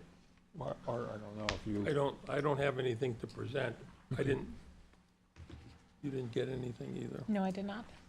This is the only thing that was provided to me was the copy of the warrant article that you see in front of you. Yes. And the only thing that we will pass out to you is the other towns in the area that are already doing this and have been doing it, many of them from the late 90s even. Oh, that'd be helpful, thank you. So the, just for clarification, so the presentation at our last meeting, thank you very much, was to either A, have the council put forward a warrant article to add a $5 fee for, I'll just read it as is. So motor vehicle registration fee and capital reserve, to see if the town will vote to collect an additional motor vehicle registration fee of $5 per vehicle for the purpose of supporting a municipal transportation improvement fund set forth in RSA 261:153(6) to further to vote and establish said fund as a capital reserve fund governed by RSA 35, and to appoint the town council as agents to extend from the capital reserve funds of the purpose for which it was established. Proceeds from the municipal transportation improvement fund are to be used for 1, public transportation for older adults and individuals with disabilities, and 2, pedestrian facilities as permitted under RSA 261:153. The additional fee shall be collected from all vehicles, both passenger and commercial, with the exception of all-terrain vehicles as identified in RSA 215A 3 IB and antique vehicles or motorcycles as defined in RSA 259:4. So essentially, we had a presentation from the town clerk and Mr. John Wilson from the Senior Resource Committee, essentially asking us to either A, put forward this warrant article ourselves, or they would via citizens petition, being that tonight, Mr. Campo, correct, is essentially, Second Tuesday in January. I love that you keep on saying that. So essentially tonight, what is proposed is that the council will either A, choose to put it on the ballot as a warrant article or decline. Therefore, your committee would potentially generate enough signatures to put forward as a citizen's petition. It's very important to us to have. Excuse me. Yeah, is there anything? It's very important to us to have it on the council to do it in, and I think it's actually appropriate because we are, a committee formed by the town, and if the planning board or anybody else for that matter, road department, everybody else, came to you and wanted to do this, you would go forward with it. May I ask a question, Mr. Chair? Yeah, please. Mrs. Clerk, do you know what our total registration Sounded like for Mrs. vehicles are in town? Claus. No relation. No relation. Do you know what our total number of registration of vehicles are? 44,000. How many? About 44,000. 44,000, wow, okay. So I'll speak up. I am in favor of us putting it on a warrant article. I'm fine with that. I just don't like the mechanism that we're using to generate the revenue. I don't like to attach the $5 to every registration. If we want to do this, let's put $200,000 or $150,000 on a warrant article and ask the people to vote for it, to support it. I don't like instilling a fee that will never ever go away into a registration for people that goes in perpetuity. It never ever ends. So I'd like to see us do a dollar amount to support what you want to do, but I don't like the mechanism that we're using to drive this revenue. Okay, I can understand that. Are you familiar with, I guess it's Amendment to the New Hampshire Constitution 6A? You familiar with that? I know of it. I have to read it better to tell you. Well, basically, what we are trying to do is kind of the same thing. Yep. Okay? That article says that all the money collected for gas tax, registrations, a whole bunch of stuff can only be used for transportation. And that was back in 1938. Yep. And that warrant article or that amendment has served us well. Okay? Maybe not so much now because now it would be nice to have some public transportation. Yep. But by doing it this way, okay, we are not guaranteeing, but making certain that there's a supply of funds coming in to fund transportation, because you just can't get a transportation system going. People count on it, and then because of, not you, but the next board or the board down the line decides they don't want to do it. So this effectively is trying to do the same thing. We get this going. Now, this warrant article can be rescinded at any time, but it would take your vote to do it. So you have power over it. So I understand your problem, but it's very difficult to run a transportation thing at all without being ensured that you have money. Now, even with the federal money usually comes in, if they give it away, they give it away for transportation. This actually transportation for these people I'm talking about in 2-year increments and sometimes 3. So there's a flow that people can. I fully support what you want to do. There's no argument there. I support what you want to do. I just don't like the mechanism we're using to get there. That's all. I just know that once we instill fees, they never go away. And we just keep.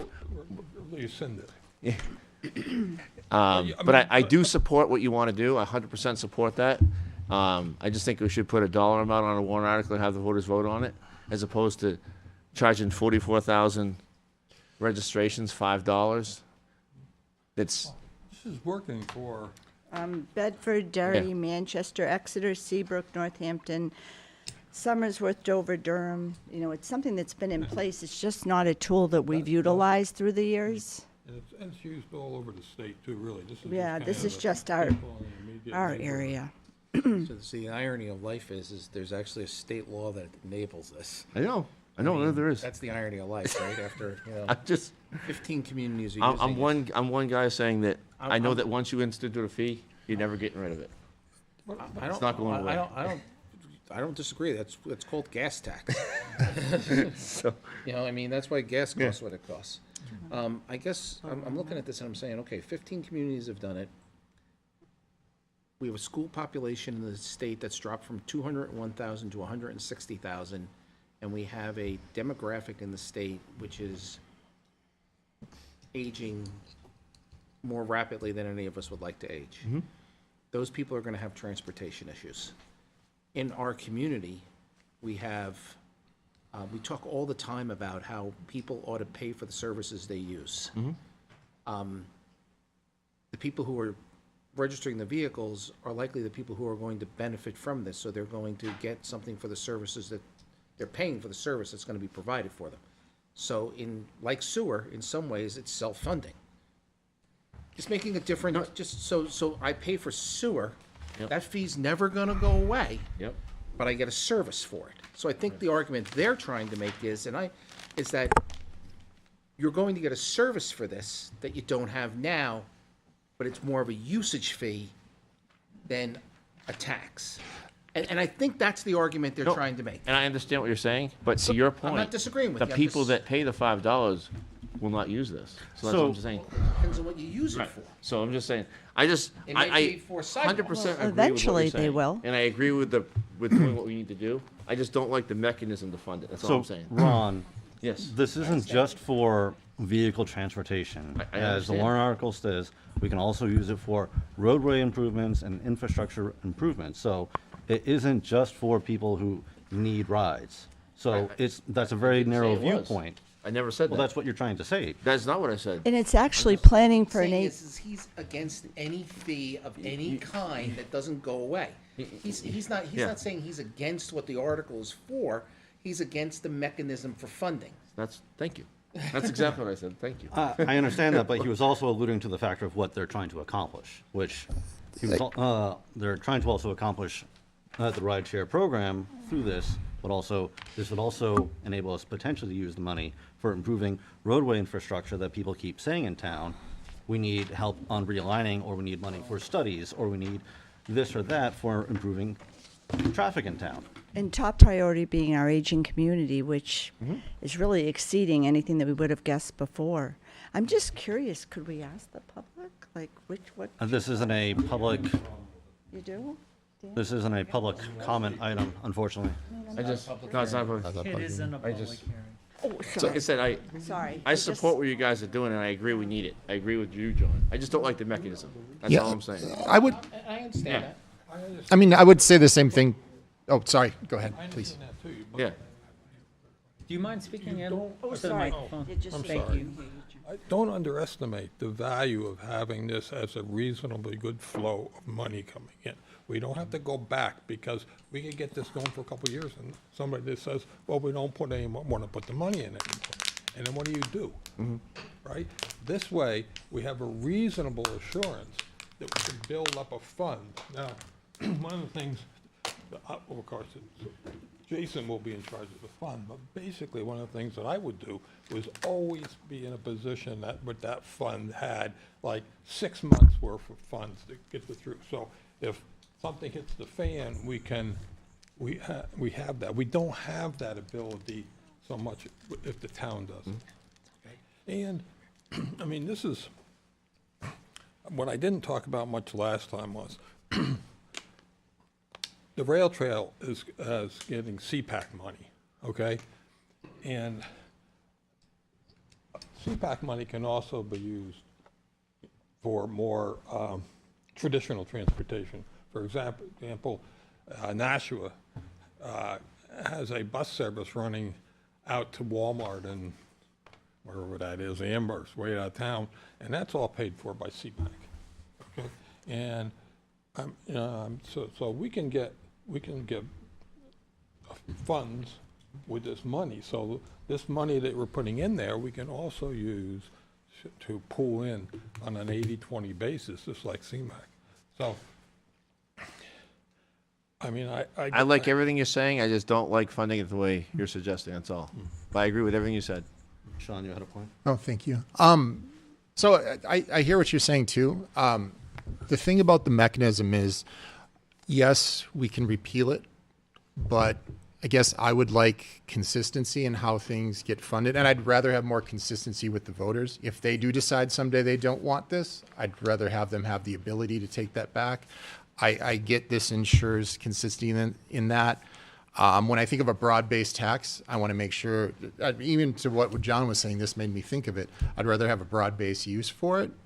And car registration, I think, honestly, is pretty high. And I get it's just $5, but to tack it on, I'd rather see it, as Ron said, as a mechanism where it's funded. The price of a cup of coffee. It is, but we've got a lot of cup of coffees in this town, and I hear that a lot with the tax rate and other things. And So it's funny. It's funny that you guys bring up a cup of coffee. So when this thing came up, I happened to be around town, and everybody's lined up at Dunkin' Donuts, which compelled me to do a little AI Google search. The average price of a cup of coffee is $3.13.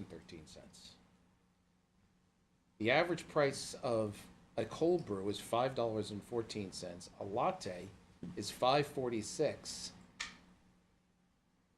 The cheapest in the country is, where is it? The cheapest coffee in the country is in Nebraska at $2.12. So when I look at this, and you guys equate it to a cup of coffee, I kind of have to sit back and look at it and say, okay, do I ask the taxpayers for $200,000 in a maintenance trust fund, which puts a lot more stringent parameters on it, and everything else, or do you do what these other 15 towns did? And I'm not saying one way or the other. I'm saying, okay, is this a good idea? I think we all agree it's a good idea. So keep in mind, John, there's other towns that fund it another way. They don't put it on car registrations, and they still pay for it. Oh, a lot of towns. So I'm just saying that I just don't like the mechanism. I'm agreeing with everything you guys are saying. I just don't want to fund it through car registration. That's me. What I'm saying is that if we fund it fully as you want, it becomes, we need to, it doesn't give you as much flexibility to use it for what this money can be used for inside of transportation. You've got to have a very, very defined warrant article for a very defined thing. So it doesn't, if you're looking for flexibility, it won't give it to you. If you're not looking for flexibility, well then fine. But that's the double-edged sword on it. And and look, I mean, whatever we decide to do is fine. I mean, I'm good either way. You want to fund it through putting in a maintenance trust? Fine. You want to do it this way? Fine. But I'm just saying that you give up one for the other. You get flexibility with this, you get no flexibility, you get less flexibility. It depends on what matters to you. yeah, and I think flexibility benefits us. I don't know that it benefits the taxpayer, and I guess that's who I'm looking to benefit more than us having the flexibility to be able to do. And I'm not talking about us. What I'm talking about is that it's kind of like the scenario I was talking about with Ron is. It's like sewer funds. It's paid for by the users. If you're paying for this, everyone is getting a benefit from it because you're using it to improve, whether it be studies around traffic, whether it be infrastructure, whether it be traffic lights, whether it be sidewalks, whether it be street lighting, whatever it is, whether it's transportation for the seniors. The users are paying for it, so it's more of a usage fee than it is a tax. And again, I'll go either way, whichever way we want to go, or don't do it. I mean, but whatever the majority decides, I'm good with. But that's what I like to be able to put all the options on the table. Yeah. I think we should do it, John. I just don't think we should fund it this way. We should put it on a warrant article and do it through that mechanism. But if we go through a different method, we do not have as flexibility of where we can actually spend that money, Ron. So that's what he's tried going over all the with things I multiple just times. said, you can't do if you put it on a warrant article. unless you define all of them. That could be So, quite I tricky. mean, I don't know how to do that really fast. That's why we have experts. Well, that's why we have, that's, and attorneys. anyway, that's all the information that I can provide. And I mean, I'd love a traffic study. I've been asking for that, and as Jake said before when he was up here, he wants me to put that forward, and I want to look at traffic in town too. But I want to make sure it's clear cut to the voters that that's what we're funding, and I want to be as transparent as possible. When we're funding something, and that's why for me, flexibility is not as important as transparency into we're putting this on for this. This is what you're getting, and they know that, and they have certainty. Okay, then what you need as a council to do is you need to give very clear, concise direction to the finance department to what conversation you want them to have with legal to develop a warrant article to do everything you just said. Okay. I'm willing to do that. I have Well, and I time. don't think we have the time to be able to. We have develop- time. We have till the second Tuesday. And I have That's time a- to meet with Justin. That is a different, no. What I'm trying to say is we do not have time to figure out what a study would cost and all the right parameters. We don't know when to talk about a study. That would, you're right, we don't have time We for don't have that. time That's for that, no. dumb. We're just talking We're about. keeping it simple. Can we? Excuse me. Oh, John? Are you suggesting that we make certain that the warrant article spells out very precisely what this money is going to be used for? More precisely than what we're saying here? No, I'm not saying that. I'm fine with how it's written. I just want a different mechanism. I was just agreeing with Ron on the mechanism. Sorry, the mechanism. That's all. Oh, you mean how it gets? Yeah, I don't need any changes in the language, anything else like that. There's rules around capital funds that, you know. Alright, so the only other thing I'll say, and then I'll, is that in New Hampshire, property taxes pay for all these things. Not everyone pays property taxes, but everyone pays for their registration. The people who are living in rental units, which we have a fair amount of them, in, they're also using all of the same things that the property owners are using. So you want the property owners or the property tax bills to fund this, yet the people who are going to be maybe 20% of the users and get the benefit aren't paying for it. Just another way to skin the cat. Then how do you look at the fact that if you don't have kids, you pay for the schools, right? Well, listen, I'm just that- saying, listen, that- it's just, that's what it is, right? Listen, So- listen, I don't have any kids in the schools either. I pay for them too. But Yeah. I'm saying is that I had the opportunity, or if you had children, you had the opportunity because you're a property taxpayer. But if I have 2 cars and I rent, Yeah. and I get the benefit, I get it. I'm not part of paying for it. I will volunteer my time to meet with Justin to fix the warrant article. If we agree, I have no issue with that. And again, remember, I'm just trying to give you Yeah. all the information. I will- I'm not forming an opinion one way or the other. Whatever he needs, we can talk to DRA and get it Whatever you worked guys out. wanna I think we need to put it on the warrant. I just don't like the mechanism. I don't But understand what. I guess the question is, Ron, is what avenues or areas would you want to be able to spend money on? Obviously, the senior community would like to potentially use How the about- money for a busing option for people when they need rides. Okay. But also, this warrant article, how it is written and from the state, also allows us to use the money in different fashions beyond just that item. Okay. And if you wanted to write Everyone, the warrant article just Ca- for Ted, sorry. the transportation issue, that would be one thing, and it would be very limited, and we would then have to be driving that forward. I think as Sean said, I'm not worried about the flexibility, but I'm willing to put a warrant article together that DRA will approve that would allow us to use it for different mechanisms if that's what you wish. So since it's getting late, let's try to find a middle ground. Counselors, could I just add one Please. little mix into this? We appreciate the new idea that's on the table, but the Senior Resource Committee, John leading the way, has put hours and time and research into what you have in front of you, and he based bringing this forward the way it is on what other towns do, how the money is used. So we would ask that you would consider it the way that it's written, and then let our voters decide at the polls, instead of completely changing everything that the work and effort of the Senior Resource Committee, if possible. How do we find a middle ground? So I'm not gonna get in trouble. I promise.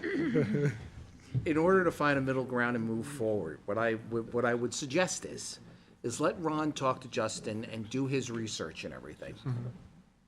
Take whatever information he gathers from that, have the same research presented for the 20th, and then we can make a choice between the two, or you can send both. And then, have just time. for clarification, if there is a citizen's petition that's submitted by the second Tuesday of this month, Which is the 14th, which is before. can I finish, please? Which is the 14th. Can it be retracted, or once it's submitted, it's submitted? Thank you. Correct. That's why we're in a pickle that we are. None of us are saying we don't want it on the warrant article. So the citizen petition thing is not an issue. We all agree that it's fine going on the Okay. warrant article, right? So Can we have both? We're not gonna decide tonight, so let's get both answers. Let's bring it to the 20th. But then we You can lose al- the you- citizen's you can petition always- You option. can always put both on. But don't we lose the citizen's petition option? we're not gonna, no one here wants to do the citizen petition, right? I mean, that's not an issue. But that's up to them. But Yeah, that'll I'm be saying up to that's- us. That's not. Justin, go ahead. So a citizen's petition, once it's submitted and valid, it has to go to deliberative as written. At deliberative, it can then be changed and adjusted as needed, but it has to go to deliberative as written. We can also send both articles to deliberative, and you can, and you can make your adjustments at deliberative. If you want to zero one out, or if you don't. But let's at least get both of them in front of us for the 20th. So the We've done our town, due diligence. I don't think that works. Done our right? research. so the town has done that before, where there was a citizen's petition, and then the council put on a similar warrant article, and at deliberative zeroed out the other one. Right. I'm fine with that. All I'm trying to do is get us to a point of then it where we gets can you- get all the information Yeah, on the I'm table fine. and make a Yeah, decision. fine. Yep, agreed. Because we're not gonna make a decision tonight because we don't know what the maintenance trust would look like for this, and we don't know the parameters of it. So Yep. trying to make a decision is, we don't have enough information. Yeah. But just to be clear then, if you move forward with what you're talking about, we still need to put in a citizen's petition, because otherwise we lose that privilege? What we're talking about is that we're gonna bring both to the public hearing on January 20th, and either we'll keep both, kill both, or do one. This is one of them.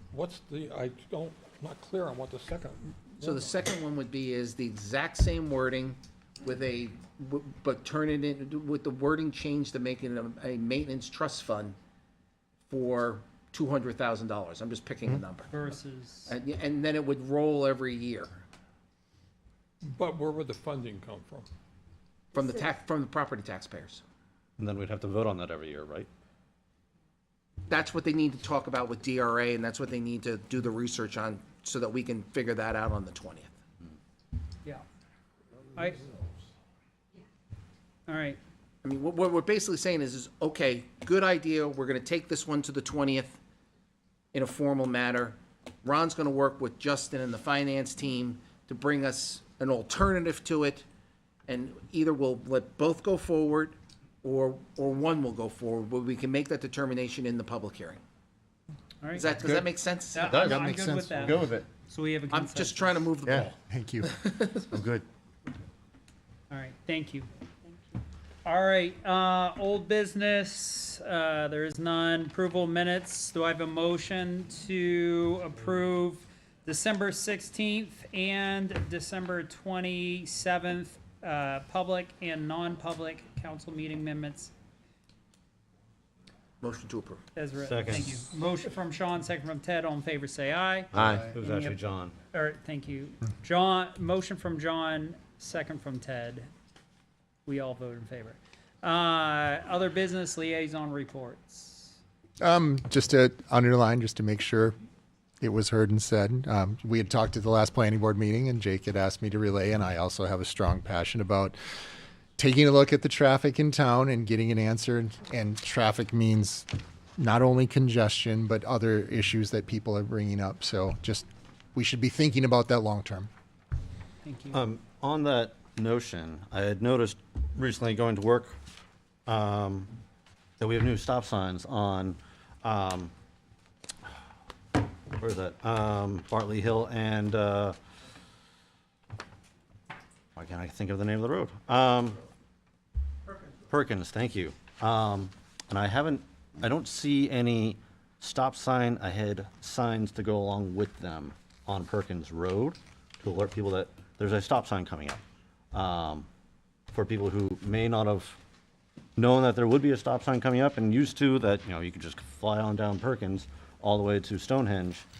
I think for safety's sake, it would be helpful for people to have stop sign up ahead signs to be installed. I don't know why they weren't installed along with them, as, when was that ever discussed that we were putting stop signs there? We discussed it several meetings ago. On that road? So ask the town manager to talk to the public works director and see what the setup was. Okay. Thank you.